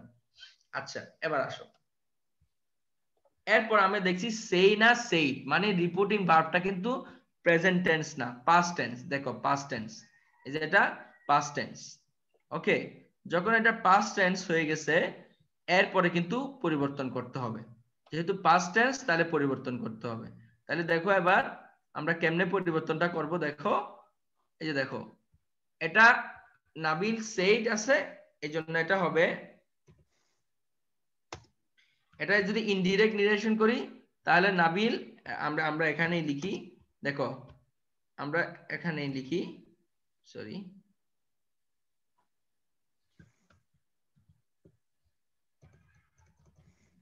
নিচ দিয়ে লিখি, নাবিল এই অংশটাকে আমরা কপি করে নেই, এটাকে আমরা এখানে যুক্ত করি, এটাকে আমরা ডিরেক্ট থেকে ইনডিরেক্ট করব। তাহলে কিভাবে করব দেখো, নাবিল said is a সেইটা said that বসবে that। এখন দেখো এই যে খেয়াল করো এখানে আই এম ইল আছে না, এই যে আইটা হি হয়ে যাবে, হি। এখন বলো এখানে এটা প্রেজেন্ট টেন্স, আমরা জানি প্রেজেন্ট টেন্স থাকলে সেটা পাস্ট টেন্স হয়ে যায়, এখন সেটা এম এর জায়গায় হি ওয়াজ হয়ে যাবে, হি ওয়াজ ইল। দেখো যে এখানে ছিল এটা প্রেজেন্ট টেন্স, এই সেন্টেন্সে সেটা পাস্ট টেন্স হয়ে গেছে। প্রেজেন্ট টেন্স থাকলে প্রেজেন্ট ইনডিফিনিট থাকলে পাস্ট ইনডিফিনিট টেন্স হয়ে যায়, এই যে পরিবর্তন হয়ে গেছে, পরিবর্তন করতে হবে। ঠিক একইভাবে আমরা এটাকে দেখি, এটাকে যদি আমরা দেখি তাহলে আমরা দেখতে পাই তোমার এই যে নাবিল সেড দ্যাট বসালাম আমি, দ্যাট বসাইয়া তুমি দেখো এখানে আই ওয়াজ আছে না, আই ওয়াজটা হি হয়ে যাবে, কেমন? এই যে ওয়াজ আছে না, ওয়াজ তার মানে পাস্ট ইনডিফিনিট টেন্স, তাহলে পাস্ট ইনডিফিনিট থাকলে পাস্ট পারফেক্ট হয়ে যায়, পাস্ট পারফেক্ট টেন্স হয়ে তখন হয়ে যাবে পাস্ট পারফেক্ট। কেমনে করে? এই যে হ্যাড আনতে হয়, তারপর বি ভার্বের বিন আনতে হবে, এই যে ওয়াজ এর পাস্ট পার্টিসিপল ফর্ম হলো বিন, হি হ্যাড বিন ইল, এই যে পাস্ট পারফেক্ট টেন্স হয়ে গেছে, যেটা পাস্ট ইনডিফিনিট ছিল সেটা পাস্ট পারফেক্ট হয়ে গেছে। এরপর দেখো এই যে I will feel better, Nabil said I will feel better, এটাকে আমরা ইনডিরেক্ট নিরেশনে রূপান্তর করব। বিজি থাকি। তুমি কিছু বলছো? না ভাইয়া, সরি ভুলে মিউট হয়ে গেছি। ওকে, দেখো নাবিল সেড দ্যাট হবে এবং হলো এই যে আইটা হি হয়ে যাবে, হ্যাঁ আইটা হি হয়ে যাবে। ওকে, এই যে হি করলাম আমি, এখন উইলটা আর উইল থাকবে না, এটা উড হয়ে যাবে। তোমরা জানো এটা পাস্ট হয়ে যায়, উইল থাকলে উড হয়ে যায়, ক্যান থাকলে কি উড হয়ে যায়। হি উড ফিল বেটার, দেখো তোমার এটা হয়ে গেছে, তখন এই ইনভার্টেড কমাটা উঠে যাবে, দেখতেই পাচ্ছ তোমরা এখানে এটা চেঞ্জ হয়ে গেছে। তাহলে দেখো রিপোর্টিং ভার্বটা যদি পাস্ট টেন্স হয় তাহলে পরে প্রেজেন্ট ইনডিফিনিট থাকলে পাস্ট ইনডিফিনিট, প্রেজেন্ট কন্টিনিউয়াস থাকলে past continuous, present perfect past perfect, এভাবে পরিবর্তন হয়ে যাবে। ঠিক দেখো এই সেন্টেন্সটাকে পরিবর্তন করো, তাহলে কি নাবিল সেইড আছে না, তাহলে কি হবে এটা আমরা একটু কপি করে নেই। নাবিল সেইড এটা কি হয়ে যাবে, এই যে দেখো নাবিল সেইড দ্যাট, এই যে said that he did not আছে না, সেটা পাস্ট ইনডিফিনিট থাকলে পাস্ট পারফেক্ট হয়ে যাবে, তাহলে হ্যাড নট হয়ে যাবে, হ্যাড নট, এই যে হ্যাড নট, ফিলটা ফেল্ট হয়ে যাবে, ভার্বের 3 নাম্বার ফর্ম হয়ে যাবে, felt better, he had not felt better. ঠিক একইভাবে এই যে I can do the Nabil said I can work hard, সেটা যদি তুমি ইনডিরেক্ট করো তাহলে কিরকম হবে, এই যে ইনডিরেক্টে দ্যাট বসবে, দ্যাট বসার পর আইটা হি হয়ে যাবে, আইটা হি হয়ে যাবে, ক্যানটা কুড হয়ে যাবে, ক্যানটা কুড হয়ে যাবে, হি কুড ওয়ার্ক হার্ড, এভাবে ক্যানটা কুড হয়ে যাবে।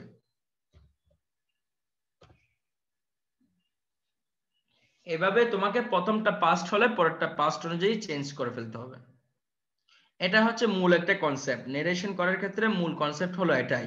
যদি প্রথম ক্লজটা অর্থাৎ রিপোর্টিং ভার্বটা যদি প্রেজেন্ট টেন্স কিংবা ফিউচার টেন্স হয় তাহলে রিপোর্টেড স্পিচে কোনো পরিবর্তন হয় না, কিন্তু রিপোর্টিং ভার্বটা যদি পাস্ট টেন্স হয় তাহলে রিপোর্টেড স্পিচে প্রেজেন্ট ইনডিফিনিট থাকলে পাস্ট ইনডিফিনিট এভাবে পরিবর্তন হতে থাকবে।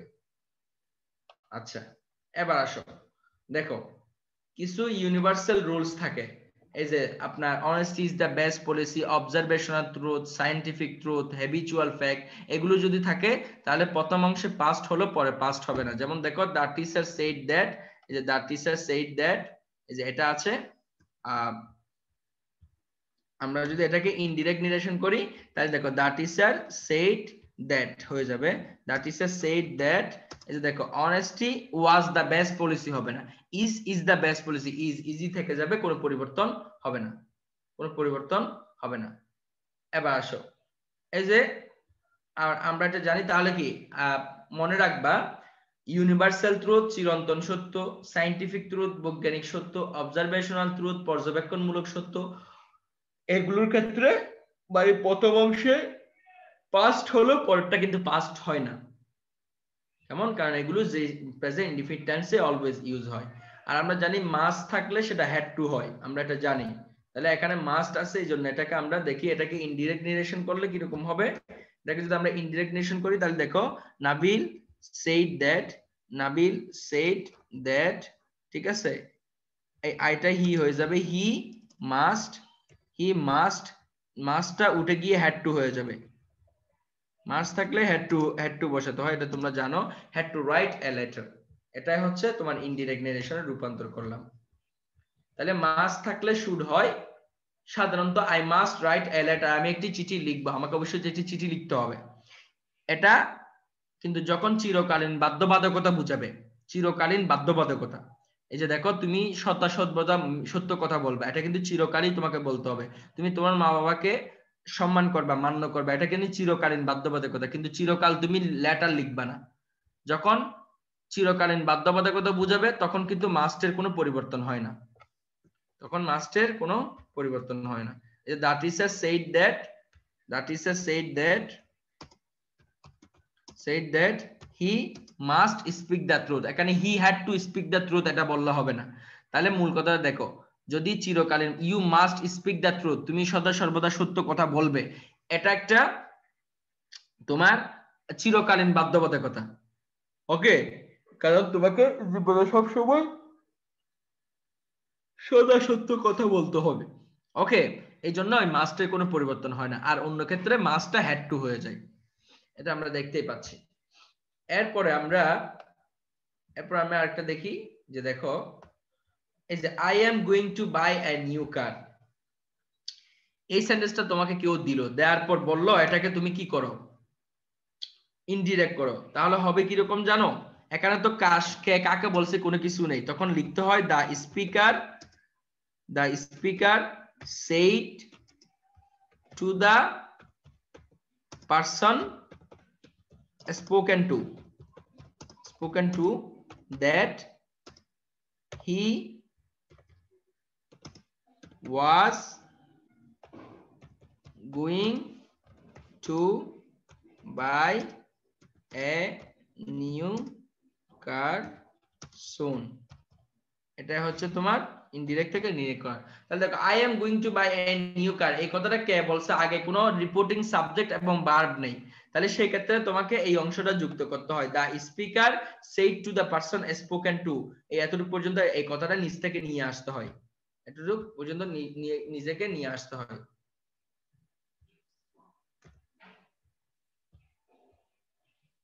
এভাবে তোমাকে আবার এটাকে তুমি সহজে করতে পারবা, এভাবে এটাকে তুমি আরেকভাবে করতে পারবা, সেটা হলো হি said to me that, এভাবে তুমি বলতে পারবে হি said to me that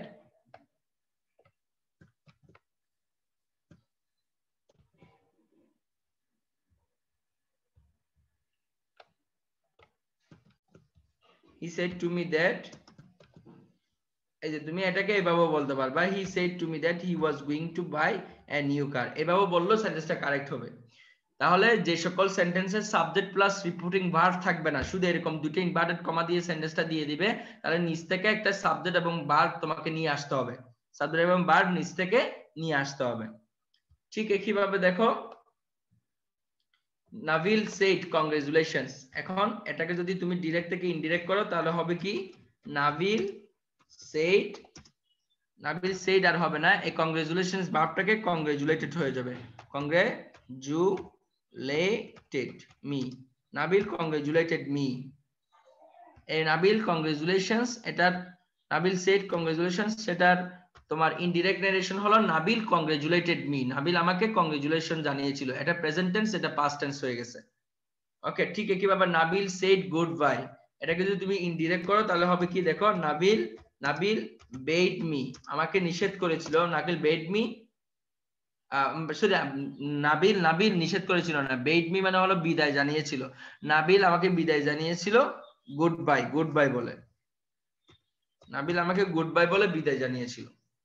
এভাবে তোমাকে ডিরেক্ট থেকে ইনডিরেক্ট করতে হবে।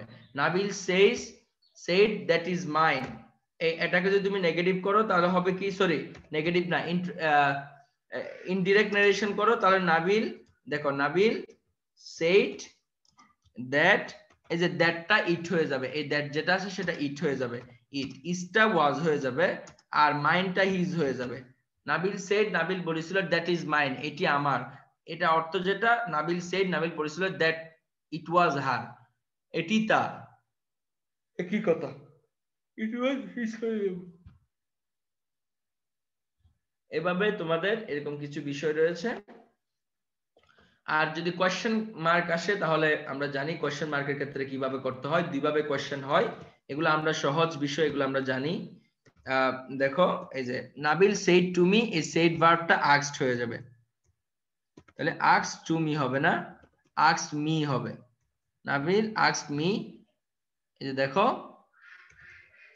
যখন এই যে অক্সিলারি ভার্ব থাকবে তখন হলো ইফ অথবা ওয়েদার নিয়ে আসতে হয়, ইফ অথবা ওয়েদার,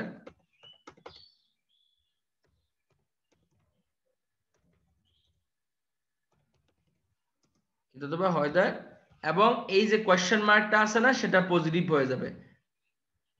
নাবিল asked me, ইউটা আই হয়ে যাবে কারণ এটা আমাকে বলছে, আই ওয়াজ বিজি, প্রেজেন্ট টেন্সটা পাস্ট টেন্স হয়ে যাবে। তাহলে দেখো Nabil said to me, Nabil আমাকে বলেছিল আর ইউ বিজি, তুমি কি বিজি, সেটাকে যদি আমরা ইনডিরেক্ট নারেশনে বলি তাহলে নাবিল asked me ইফ অথবা ওয়েদার আই ওয়াজ বিজি, আমি কি বিজি ছিলাম কিনা সেটা জানতে চেয়েছিল। তাহলে দেখো ইউটা আই হয়ে গেছে, এই জন্য আই এর কারণে ওয়াজ হয়েছে, এবং এটা প্রেজেন্ট টেন্স, এবং প্রেজেন্ট টেন্সটা পাস্ট টেন্স হয়ে যাবে।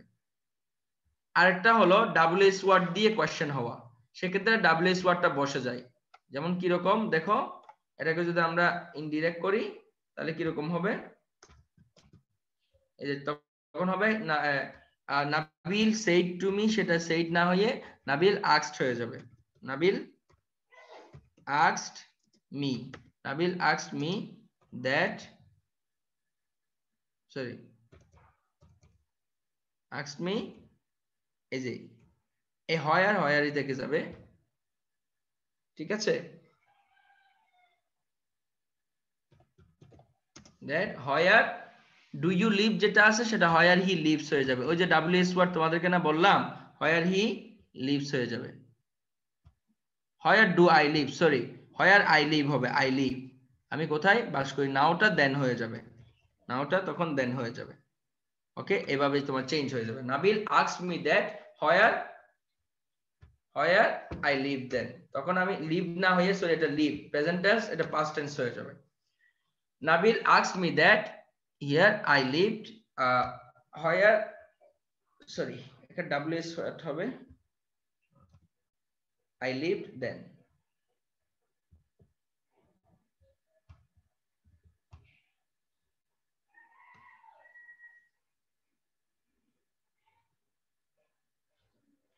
ঠিক আছে। Nabil asked me that where I lived then, আমি কখন কোথায় বসবাস করেছিলাম, এই যে দেখো WS ওয়ার্ড বসছে বাক্যের মাঝখানে, আগে সাবজেক্ট তারপর ভার্ব।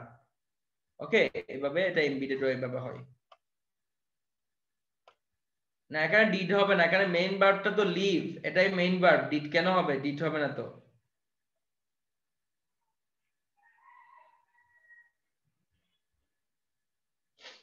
ওকে, তারপর আর কি বাকি আছে,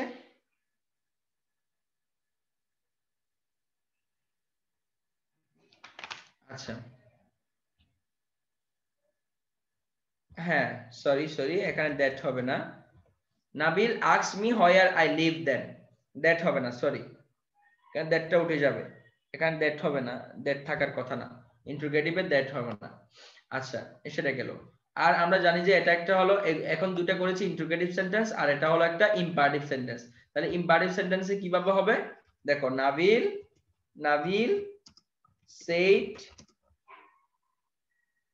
said to me হবে না, ইম্পারেটিভ যেহেতু সেখানে অর্ডার দেয়, তো অর্ডার দেয় তারপর রিকোয়েস্ট করে, এজন্য অর্ডার দ্যাট হয়ে যাবে। Nabil ordered me that sorry that হবে না, ordered me, এই যে ডু আছে না, এটা ইনফিনিটিভ হয়ে যাবে, ডুটা টু ডু হয়ে যাবে, টু ডু দা সাম, এভাবে তোমাকে ইম্পারেটিভ সেন্টেন্সের প্যাসিভ করতে হবে, সরি ইন্টারোগেটিভ ইনডিরেক্ট করতে হবে। এই যে ডুটা সেটা টু ডু হয়ে যাবে। ঠিক আছে, নাবিল অর্ডার মি, নাবিল আমাকে আদেশ দিয়েছিল টু ডু দা সাম, কাজটি করতে।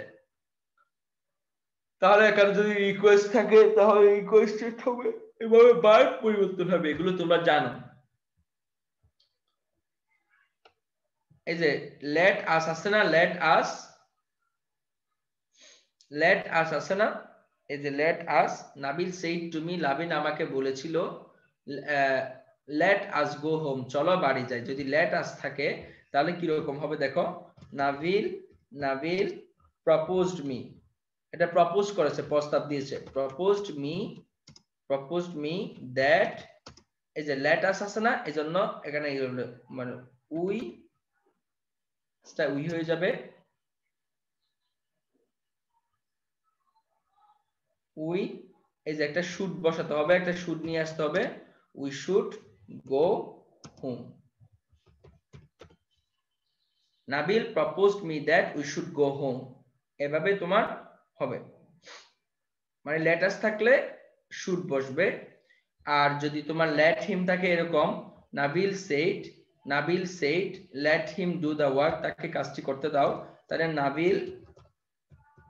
নাবিল proposed that he, এই যে let him থাকলে, let us থাকলে should হবে, যে let us থাকলে should হবে প্রস্তাব বুঝালে, আর যদি let us ছাড়া let him বা অন্য কোনো কিছু থাকে তখন he might do the work, এরকম হবে do the work। অথবা এটাকে তুমি আরেকভাবে বলতে পারো, Nabil proposed that he might be allowed to do the work, এইভাবে তুমি বলতে পারবে। এই দুইভাবে করা যায়, এই দুইভাবে এটাকে ইনডিরেক্ট থেকে ডিরেক্ট থেকে ইনডিরেক্ট করা যায়। Nabil proposed that he might be allowed to do the work, অথবা Nabil proposed that he might do the work, এই দুইভাবে এই let him do the work এর প্যাসিভ করা যায়। আচ্ছা, একজন একটা প্রশ্ন করেছে, he said let me have some milk, আমাকে কিছু দুধ খেতে দাও। আচ্ছা, এটা আমি করে দিব, এটা আমি করে দিচ্ছি, এটা আমি করে দিব। আগে আমি একটু শেষ করি এটা, তারপর দেখো এটা হলো ইম্পারেটিভ সেন্টেন্স। যদি ইম্পারেটিভ সেন্টেন্স থাকে, সরি অপটেটিভ সেন্টেন্স থাকে, তাহলে সেখানে কি রকম হয় দেখো, my father father wished, এখানে আশা করেছিল, উইশ বা prayed me, wished বলতে পারো অথবা prayed বলতে পারো, আমার বাবা আমাকে প্রার্থনা করেছিল, prayed that I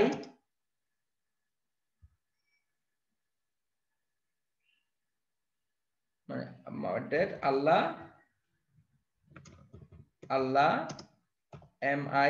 মেটা মাইট হয়ে যাবে, আল্লাহ might bless me, Allah might bless me, এভাবে তোমার ডিরেক্ট থেকে ইনডিরেক্ট করতে পারবে তোমরা ইম্পারেটিভ সেন্টেন্স আর কি, আল্লাহ মাইট ব্লেস মি। এভাবে তোমাকে অপটেটিভ থেকে কি বলে মেটা মাইট করে দিবা, সাবজেক্ট আগে নিয়ে আসবে, এভাবে তোমাকে ডিরেক্ট থেকে ইনডিরেক্ট ডিরেকশনে রূপান্তর করতে হবে। হি সেড, এটা একটু করে দেই, সেন্টেন্সটা আমি একটু কপি করে নেই। হি সেড, তাহলে হি সেইডটা ধরো যে হি প্রপোজড, সে প্রস্তাব দিয়েছিল বা রিকোয়েস্ট করেছিল, এটা অনেকভাবে দেওয়া যায়। He proposed that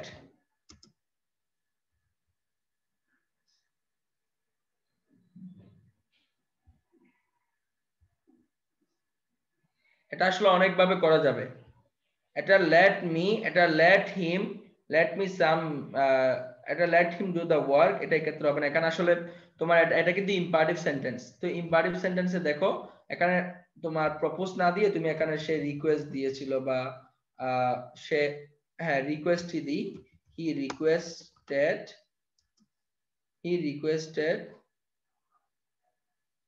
me to have some milk. এভাবে করলে এটা হয়ে যাবে ডিরেক্ট থেকে ইনডিরেক্ট নিরেশন। হ্যাঁ, ডিজায়ার্ড বললেও হবে, সে আকাঙ্ক্ষা করেছিল। উইশ বললেও হবে। শুনো, ভার্ব অর্থ অনুযায়ী চেঞ্জ হতে পারে। এখানে তুমি উইশ দিতে পারো, তোমার এখানে ডিজায়ার দিতে পারো। ডিজায়ার মানে আশা করা, আকাঙ্ক্ষা করা হবে। ভার্বের পরিবর্তন হবে, ওটা সমস্যা। অর্থ অনুযায়ী শুনো, নারেশনটাতে এই ভার্বটাই বসাতে হবে এরকম কোনো না। তুমি অর্থ অনুযায়ী যে ভার্বটা যখন মিলানো যায় তুমি মিলাতে পারবা, সমস্যা নেই। যাক, তো এগুলাই হচ্ছে তোমার নারেশন আর কি। এগুলো তোমরা জানো বিস্তারিত, আরো পড়ে নিও। আর এগুলাই হচ্ছে মূল কনসেপ্ট আর কি, মেইন। এটা হচ্ছে নারেশনের বিষয়। তো আরো অনেকগুলো বিষয় আছে, কিন্তু বিশ্ববিদ্যালয় ভর্তি পরীক্ষার জন্য মোটামুটি সহজ থেকে আসে, কঠিন থেকে আসে, তুমি প্র্যাকটিস করতে পারো। এটা আছে আজকে তোমাদের লেকচার, যে অ্যাফার্মেটিভ এগ্রিমেন্ট, নেগেটিভ এগ্রিমেন্ট এবং হলো তোমার কি বলে এটা, নারেশন এবং হলো এমবিডেড সেন্টেন্স আর কি। সো এই প্রত্যেকটা বিষয় নিয়ে কারো কোনো সমস্যা বা তোমাদের কোনো জানার কোনো কিছু থাকলে প্রশ্ন করতে পারো। ওকে স্যার, আপনাকে অসংখ্য ধন্যবাদ এত সুন্দরভাবে বোঝানোর জন্য। সবাইকে ধন্যবাদ, আপনারা যারা জয়েন করেছেন। আবারও ধন্যবাদ জানাচ্ছি যারা জয়েন করেছেন। আচ্ছা, তো এখন হচ্ছে যে আপনাদের যদি এই বিষয়ে আজকে যে টপিকগুলো পড়িয়েছেন এর উপর যদি কারো কোনো প্রশ্ন থাকে আপনারা কমেন্টে লিখে জানান এবং হচ্ছে হ্যান্ড রাইজ করতে পারেন। আমরা হচ্ছে যে আপনাদের প্রবলেম সলিউশনের জন্য প্রত্যেক ক্লাসে এখন থেকে 30 মিনিট করে রাখবো। তো আপনাদের যদি কোনো প্রবলেম থাকে তাহলে হচ্ছে যে আপনারা হ্যান্ড রেজ করুন এবং হচ্ছে কমেন্টে আপনাদের সমস্যাগুলো লিখে জানান। ওকে, ধন্যবাদ স্যার। আমরা কমেন্টে বোধহয় কয়েকজন একটু হ্যাঁ, আমি বুঝতে পেরেছি, আমি নিচ্ছি, আমি প্রশ্নটা নিচ্ছি। দেখো, আমি তোমাদেরকে একটা ফর্মুলা দিয়েছি, আমি আবারও দিচ্ছি, এটা বুঝতে পারছি প্রশ্নগুলো। আচ্ছা দেখো, দুই ভাবে করা যাবে এটাকে। আমি একটু বলি। একজন একটা প্রশ্ন করেছে, দেখো এই যে let him do the work, এই যে আমি এখানে একটা প্রশ্ন দিলাম, এই যে let him do the work, এটাকে যেমন আমি Nabil propose that he might do the work এভাবে করেছি, তুমি ঠিক এখানে এই সেন্টেন্সটাকে ফেলো। এই যে এই সেন্টেন্সটাকে কই, সাম মিল্ক, এটা কই, এই যে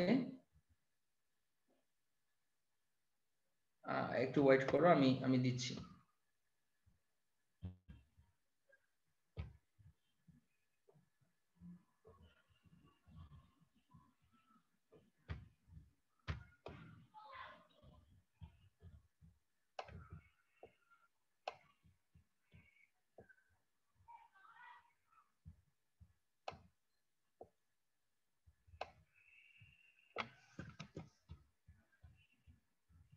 আচ্ছা, প্রশ্নটা ছিল এরকম,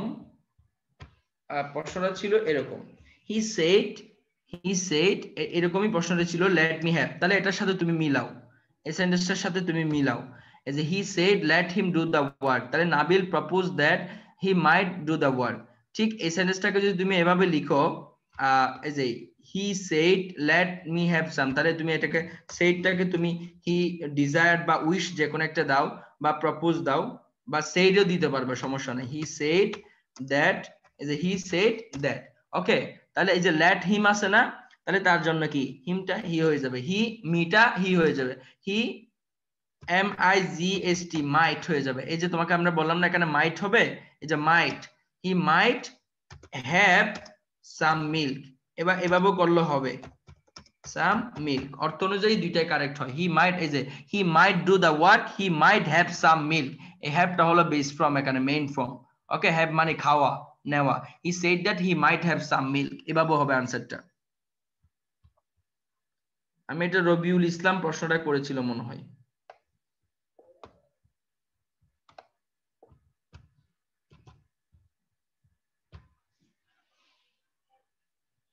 হ্যাঁ, he should have some milk, এটা বললেও কারেক্ট হবে আনসার। সেম, বুঝতে পেরেছো না? এখানে শুড বসালে হবে না, সরি, লেট আসের ক্ষেত্রে শুড বসানো যায়, কিন্তু হ্যাভের ক্ষেত্রে মানে মাইটটা বসালে বেটার হয় আর কি। অনেকে আছে, অনেক ধরনের নিয়ম আছে, এক একটা বই এক এক রকম, অনেক সময় শুড অনেকে বসায়া করে, কিন্তু নিয়মটা হলো লেট আস থাকলে শুড বসানো উচিত, আর লেট আস ছাড়া let him, let me, let them এগুলো থাকলে তাহলে মাইট বসানোটা বেটার, মাইট বসানোটা বেটার। শুড বসবে শুধু লেট আস থাকলে।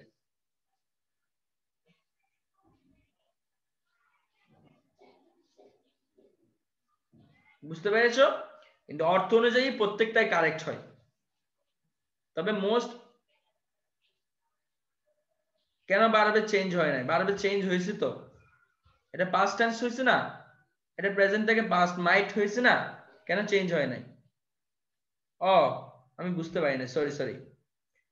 ও একটা নিজে প্রশ্ন করেছে, he says I didn't finish my homework, he says that. এই যে একটা মজার প্রশ্ন পাইছি, দাঁড়াও তোমার আমি পিটামো আজকে।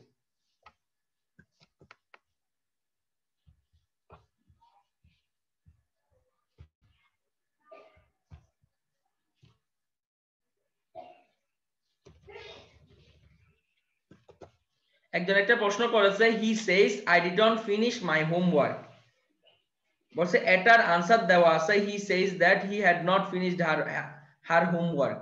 না, এটা হবে না, এটা ভুল আনসার। এই যে দেখো হি সেজ আছে না, প্রেজেন্ট টেন্স হলে পরে কোনো পরিবর্তন হয় না, শি ডিড নট হবে, শি হ্যাড নট না, এটা ডিড নট হবে।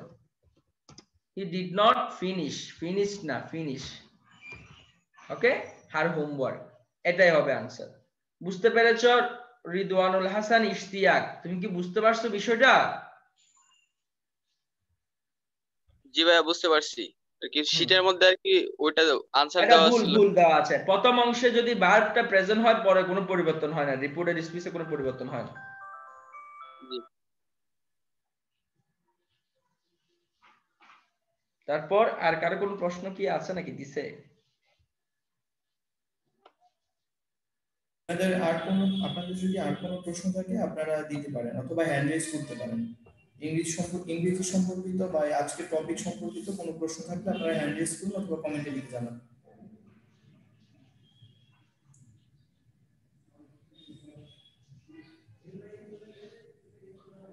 কার কোনো প্রশ্ন থাকলে করো, সমস্যা নাই।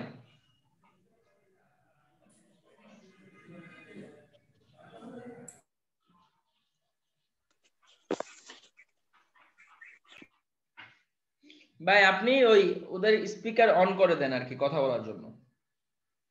হ্যাঁ সবাই আপনারা হচ্ছে যে সবাই হ্যান্ড রেজ করুন যাদের প্রশ্ন প্রয়োজন আছে, আমি আপনাদেরকে স্পিকার অন করে দেব। হাবিব খান আপনার কি কোনো প্রশ্ন আছে? সরি এসএম রবিউল ইসলাম জি আপনার প্রশ্নটা করুন। জি ভাইয়া আমি ক্যামেরা অন করতে পারি, একটা আমার কোশ্চেন আপনাকে দেখাতে পারি একটা শীট থেকে। অন করতে পারেন, সমস্যা নেই।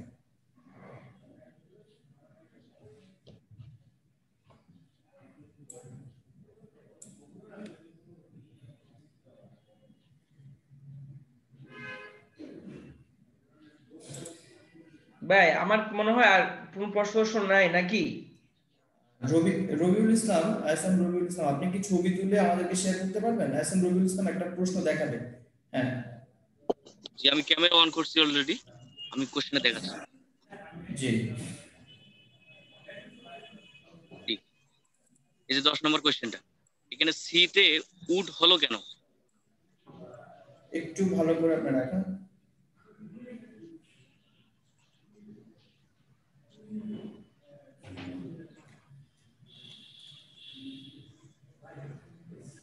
আমি প্রশ্ন বুঝি নাই, কই প্রশ্নটা কোথা থেকে করছে?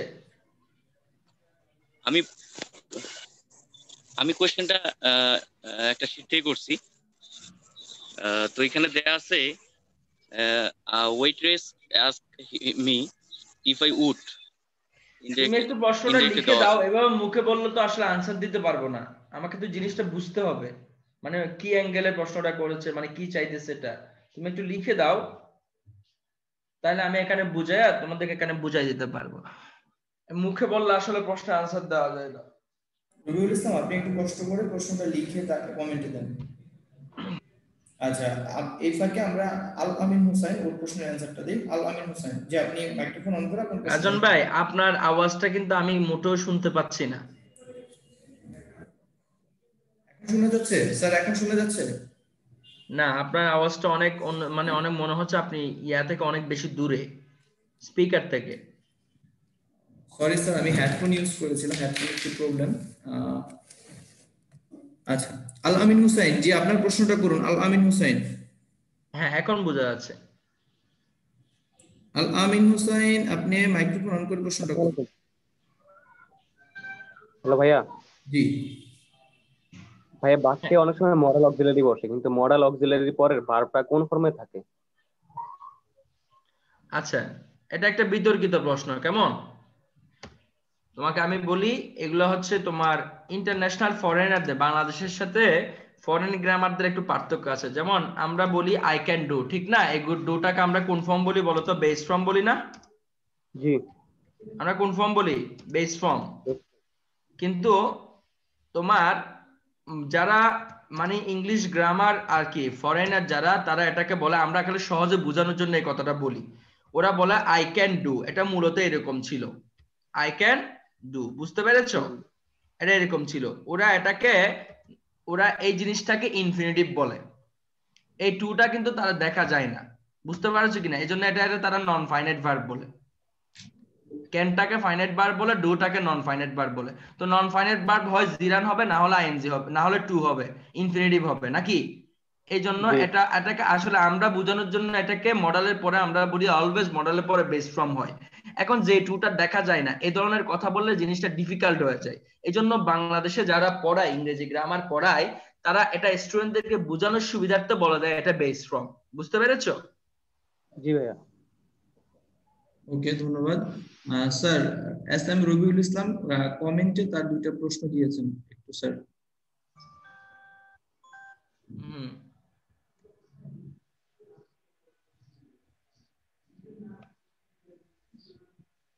আচ্ছা,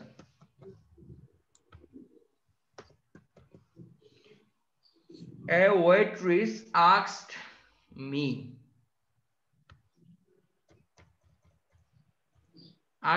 if I would like to have a cup of tea. আচ্ছা, এটাকে এখন কি করতে বলছে? Make it direct. আচ্ছা, তুমি করো, এটাকে ডিরেক্ট করো। এটা ডিরেক্ট থেকে ইনডিরেক্ট কেমনে করবা দেখো। আচ্ছা, আমরা জানি ইফ এবং হোয়েদারটা থাকলে, আচ্ছা আমরা ঠিক আছে, যেমন এটা ঠিক থাকবে, a waitress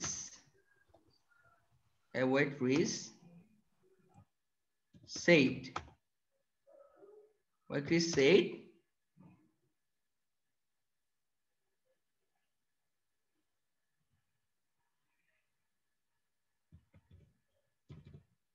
will you like to have a cup of tea? মূলত সেন্টেন্সটা ছিল এরকম, এবার তুমি এটাকে ইনডিরেক্ট করো। দেখো সেইডটা আস্কড হয়ে গেছে, হি সেড টু মি, এখানে টু মি ছিল, টু মি। তাহলে দেখো will you like to have a cup of tea এরকম ছিল।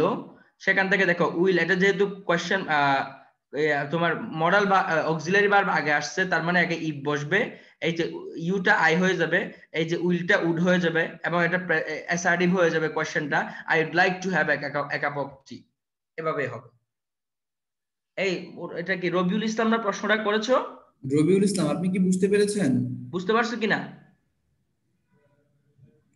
রবিউল ইসলাম, আপনি আনমিউট করে কথা বলুন। এই তোমরা সবাই বুঝছো কিনা এই জিনিসটা? এই যে ওয়েট আমি কিভাবে দেখছো চেঞ্জ করছি, দেখো কিভাবে ইনডিরেক্ট থেকে ডিরেক্টে নিয়েছি, আবার ডিরেক্ট থেকে ইনডিরেক্টে নিয়েছি, এগুলো প্রশ্ন থেকে বুঝতে হবে। আচ্ছা স্যার, জামাল হোসাইন ও হচ্ছে কমেন্টে একটা প্রশ্ন করেছেন, একটু স্যার যদি দেখেন।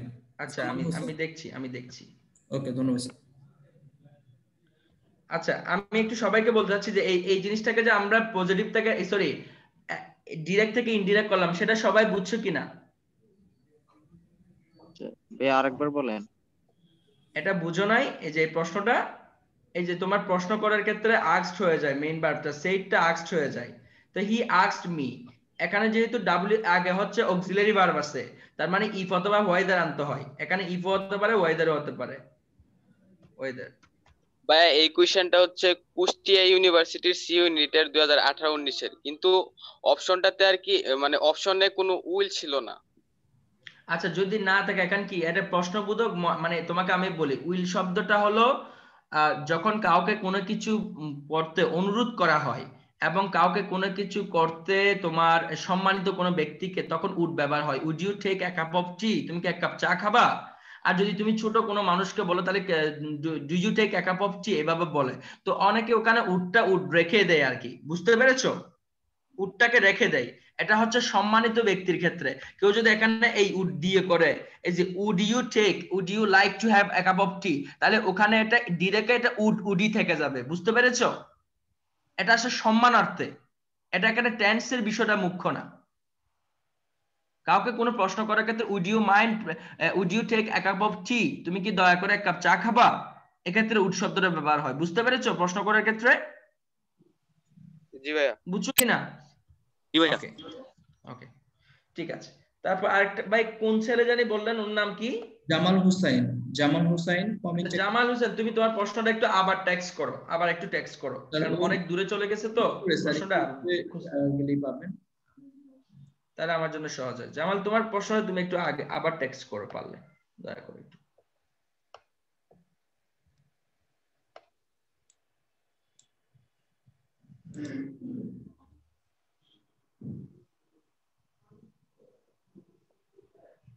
ও আচ্ছা, প্রশ্নটা পেয়েছি, আমি পেয়েছি।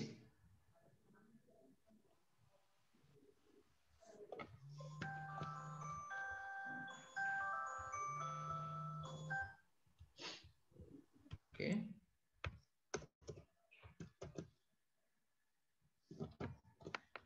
Please don't go away, he said. আচ্ছা আনসার, আচ্ছা দেখো একটু খেয়াল করো, please don't go away he said না, মানে সে বলেছিল দয়া করে। মূলত সেন্টেন্সটা ছিল এরকম, এটাকে সহজ করে ফেলো। সহজ করে আমরা এই আগে এটাকে নিয়ে আসি, এটাকে আমরা আগে নিয়ে আসি, কন্ট্রোল এক্স দিয়ে এটা কেটে ফেললাম, কন্ট্রোল ভি। এই যে হি সেড, কেমন?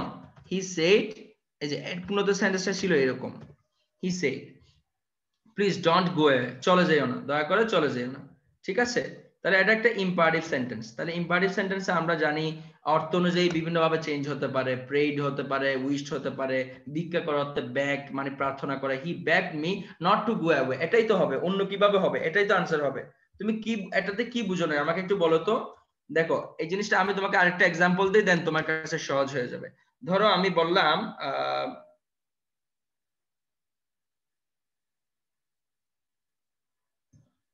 he said please lend me some money, ওকে? এই সেন্টেন্সটা আমি তোমাকে বললাম, মানে প্লিজ সেন্ড মি মানি। তাহলে এটা এটা একটা তোমার কি বলে, এটাকে বলা হয়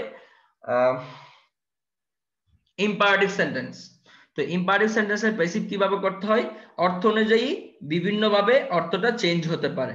তাহলে তোমার হলো যে তোমার যদি প্লিজ থাকে তাহলে রিকোয়েস্ট হতে পারে, সেইড হতে পারে, অনেক ভাবে এটা মানে এটা চেঞ্জ হতে পারে, আপনার ভার্বটা চেঞ্জ হতে পারে।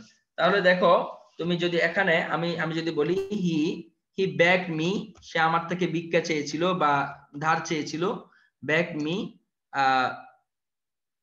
begged me to lend, বা সে আমাকে বলেছিল, সেইটাও তুমি রেখে দিতে পারবা, to lend some money, to lend some money, এভাবে তোমার তুমি চেঞ্জ করতে পারবা।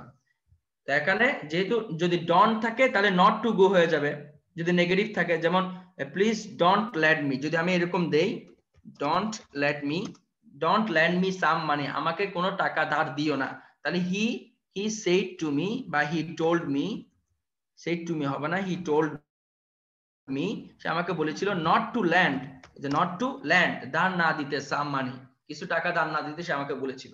যদি নেগেটিভ থাকে তাহলে তো not to হয়ে যাবে। যদি দেখো মূল বিষয়টা যদি এটা go away যদি বল থাকতো, এটা যদি go away থাকতো তাহলে এটা কিন্তু to go হইতো, to go। আর যদি এখানে ডোন্ট গো থাকে, তাহলে এখানে সেটা নট টু গো হয়ে যাবে, এটাই নিয়ম। বুঝতে পারছি ভাইয়া, থ্যাংক ইউ। ঠিক আছে। আর কারো কোনো প্রশ্ন আছে? আপনাদের আর কারো কোনো প্রশ্ন থাকলে হ্যান্ড রেজ করুন অথবা কমেন্টে লিখে একটু জানান।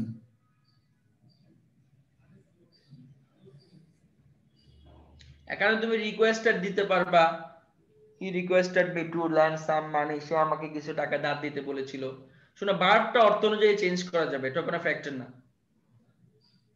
আচ্ছা, ফরহাদ হোসেন একটা প্রশ্ন করেছে, রেহানা, আচ্ছা আমি একটু দেখি সবার জন্য করি। বলছে Rehana said to the teacher, sir, I need 2 days leave, change its address.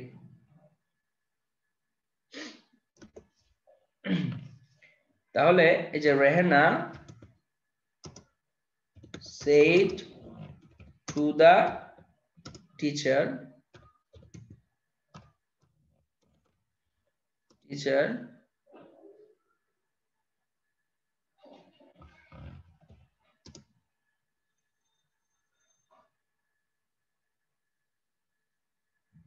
to leave her 2 days, এটা এইভাবে করলে হয়ে যাবে। Rehana said to the teacher to leave her 2 days, এভাবে করলে হবে। অথবা তুমি অর্থ অনুযায়ী অনেকভাবে করতে পারবা। Rehana said to the teacher, বা চেয়েছিল, ওয়ান্টেড আর কি, এখানে সেজ না বলে ওয়ান্টেড বললে হয়। ওয়ান্টেড বললে খুব সুন্দর হয়। ওয়ান্টেড মানে চেয়েছিল, ওয়ান্টেড ভার্বটা চেঞ্জ করে দিতে পারো, ওয়ান্টেড। তারপর তুমি এখানে Rehana wanted to the teacher, wanted to the teacher that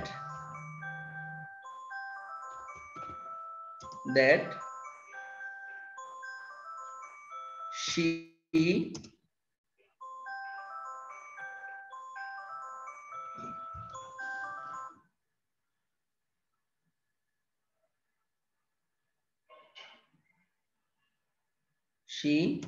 had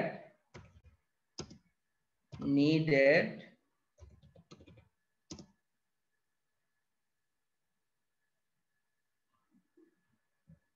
2 days leave। তুমি অর্থ অনুযায়ী এভাবে করতে পারবে, বাট বেস্ট হয় এটা প্রথমটা করলে বেস্ট হয়। এটা অর্থের সাথে চেঞ্জ করে দিলে হয়, ঠিক আছে? অর্থের সাথে তুমি যদি এটাকে চেঞ্জ করো তাহলে সেটা খুব সুন্দর হয় আর কি। তারপর হচ্ছে তুমি এটাকে এভাবে বলতে পারো, Rehana said to the teacher as addressing sir, তাকে স্যার বলে রেহানা জিজ্ঞেস করেছিল, রেহানা টিচারকে বলেছিল। এভাবে তুমি অনেকভাবে করতে পারবা। চেঞ্জ হয় অনেকভাবে, চেঞ্জ করা যায় অর্থ অনুযায়ী। নেরেশনের কিছু রুলস কে ঠিক রেখে বাকিগুলো অর্থ দেখে বোঝানো যায়। তুমি দেখবা 4টা অপশনের মধ্যে মোর অ্যাপ্রোপ্রিয়েট মিনিং কোনটা সেটা খেয়াল রাখতে হবে। উমর ফারুক, তুমি কি বুঝতে পারছো?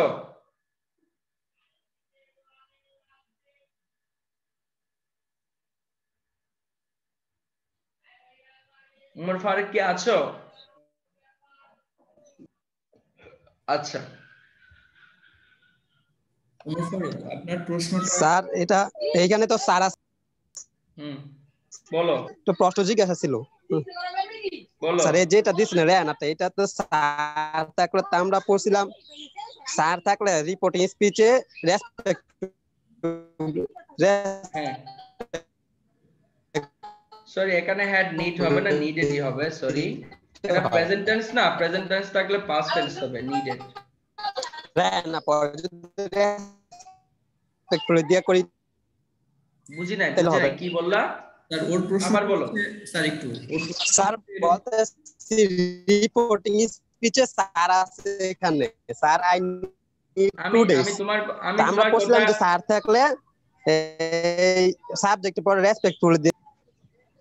আমি তোমার কথা কিছু বুঝছি না, তোমার কথাটা অনেক ভেঙ্গে ভেঙ্গে আসতেছে। স্যার ও বলতে চাচ্ছে যে স্যার শব্দটা যদি থাকে তাহলে হচ্ছে রেসপেক্টফুলি ব্যবহার করা হয়। আচ্ছা হ্যাঁ, মানে এটা আমি তো বলছি, এটা অ্যাড্রেসিং হার রেসপেক্টফুলি, এটা এগুলো হচ্ছে তোমার কমন বিষয়। এখানে তুমি এখানে আসলে রেসপেক্টফুলি বলতে পারো, বা এটাকে ইন্ডিকেট করার জন্য অ্যাড্রেসিং হার স্যার বলা যায়, অনেকভাবে বলা যায়। এগুলো প্যাসেজ নারেশনের বিষয়, এগুলো তুমি দেখলে বুঝবা স্যারকে রেসপেক্ট করে রেসপেক্টফুলি এটা বললে হবে। কিন্তু আমি এখানে মিনিংটা ফ্যাক্টর, মানে তোমাদেরকে সেন্টেন্স স্ট্রাকচারের মিনিংটা ধরার চেষ্টা করছি, তুমি একটা দেখলে কিভাবে করবা। ঠিক আছে, তুমি চারটা অপশন থেকে যদি স্যার শব্দটা উল্লেখ থাকে, তুমি রেসপেক্টফুলি ইউজ করতে পারবা, পোলাইটলি ইউজ করতে পারবা, ইটস ওকে, ইউজ করা যায়। এগুলো নিয়ম হয়ে দাঁড়াইছে আর কি। স্যার ফরহাদ হোসেন কমেন্টে একটা অ্যানসার দিয়েছেন স্যার, ওই অ্যানসারটা ঠিক আছে কি? রেসপেক্টফুলি টোল্ড দ্যাট, হ্যাঁ, told that teacher that she needed 2 days leave. একই তো, একই কথা তো, এই যে একই কথা তো, এই যে এটার সাথে তো এটাই যে রেহানা, এই যে রেহানা, আমি যেখানে সাবজেক্টটা লিখলাম, রেহানা ওয়ান্টেড চেয়েছিল বা সেইড, যেটাই বলো, said to the teacher, respect মানে politely said to the teacher, এটাও বলতে পারবেন, যেহেতু স্যার বলেছেন পোলাইটলি রেসপেক্টফুলি, এটা তুমি বলতে পারবা। Said to the teacher that she needed A like, এটা যেহেতু এখানে নিড আছে, এখানে যেহেতু নিড আছে প্রেজেন্ট টেন্স, আর প্রেজেন্ট টেন্সটা পাস্ট টেন্স হয়ে যায়, এটাই নিয়ম। এখানে শি নিডটা নিডেড হয়ে গেছে পাস্ট টেন্স, 2 days লিভ, একই কথা তো, দুইটা সেম কথা। এই যে she needed 2 days লিভ, এভাবে করতে হবে। আর তোমরা সব সময় একটা জিনিস মনে রাখবা যে কনস্ট্যান্ট নিয়মের মধ্যে তো অবশ্যই থাকবা, কিন্তু সেটার সাথে মিনিং এর দিকে খেয়াল রাখতে হবে। আমি কিন্তু এখানে যেগুলো তোমাদেরকে এখন করে দিয়েছি, অধিকাংশ কিন্তু আমি সূত্রের উপর না, আমি আমার নিজের চিন্তা দিয়ে মিনিং দিয়ে এটা করে দিয়েছি তোমাকে। আমি এজন্য কোন একটা প্রশ্নের যদি 4টা অপশন দেখে আমি ধরতে পারি কোনটা কি হবে, এটা এজন্য তোমার মিনিংটার দিকে একটু গুরুত্ব দিও, কেমন? এই যে তোমরা অনেকে যে স্যার থাকলে রেসপেক্টফুলি এটা ওটা এভাবে মনে রাখছো না, রাখাটা ভালো, রাখতে পারলে ভালো, কিন্তু আমি বলতে চাচ্ছি যে এভাবে সবসময় নিজেকে রুলস এন্ড স্ট্রাকচারের মধ্যে স্ট্রাক করে ফেলবে না। তুমি সবসময় স্বাভাবিকভাবে সেন্টেন্সটাকে, একটা কথা উনি মুখে এভাবে বলেছেন, সেটাকে যদি আমি আমার ভাষায় বলি তাহলে আমার কিভাবে হবে, সেটা তুমি নিজে নিজে চিন্তা করবে, দেন তুমি এগুলো আনসার বানাইতে পারবা। এবং 4টা অপশন দেখলে কোনটা আনসার হবে সেটা তুমি বুঝতে পারবা। আমি কি বুঝাতে পারলাম? ওকে স্যার, আপনাকে অসংখ্য ধন্যবাদ। আর কি কারো কোনো প্রশ্ন আছে আপনাদের? আর যদি কারো কোনো প্রশ্ন থাকে হ্যান্ড রেজ করুন অথবা কমেন্টে জানান।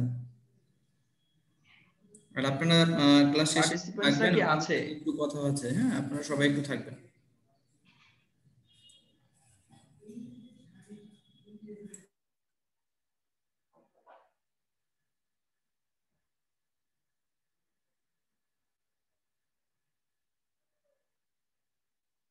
ইয়েস, মিনিং দিয়ে করাটা বেটার। মিনিং দিয়ে যদি করতে পারো তাহলে তুমি সহজে সব আনসার ধরতে পারবে।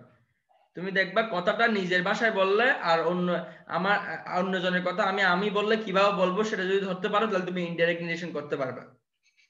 কিছু নিয়ম তো অবশ্য জানতে হবে, সেগুলোর উপর ডিপেন্ড করে, অর্থের উপর ডিপেন্ড করে আনসার করার চেষ্টা করবো। ঠিক আছে, ওকে ধন্যবাদ স্যার। আজকে মনে হয় আর কারো কোনো প্রশ্ন নাই স্যার, আপনি একটু লিভ নিতে পারেন শেষ করে, দেন আমি ওদের সাথে একটু কথা বলবো স্যার। জি, আসসালামু আলাইকুম। ঠিক আছে, সবাই ভালো থাকো, হ্যাঁ, আল্লাহ হাফেজ। জি।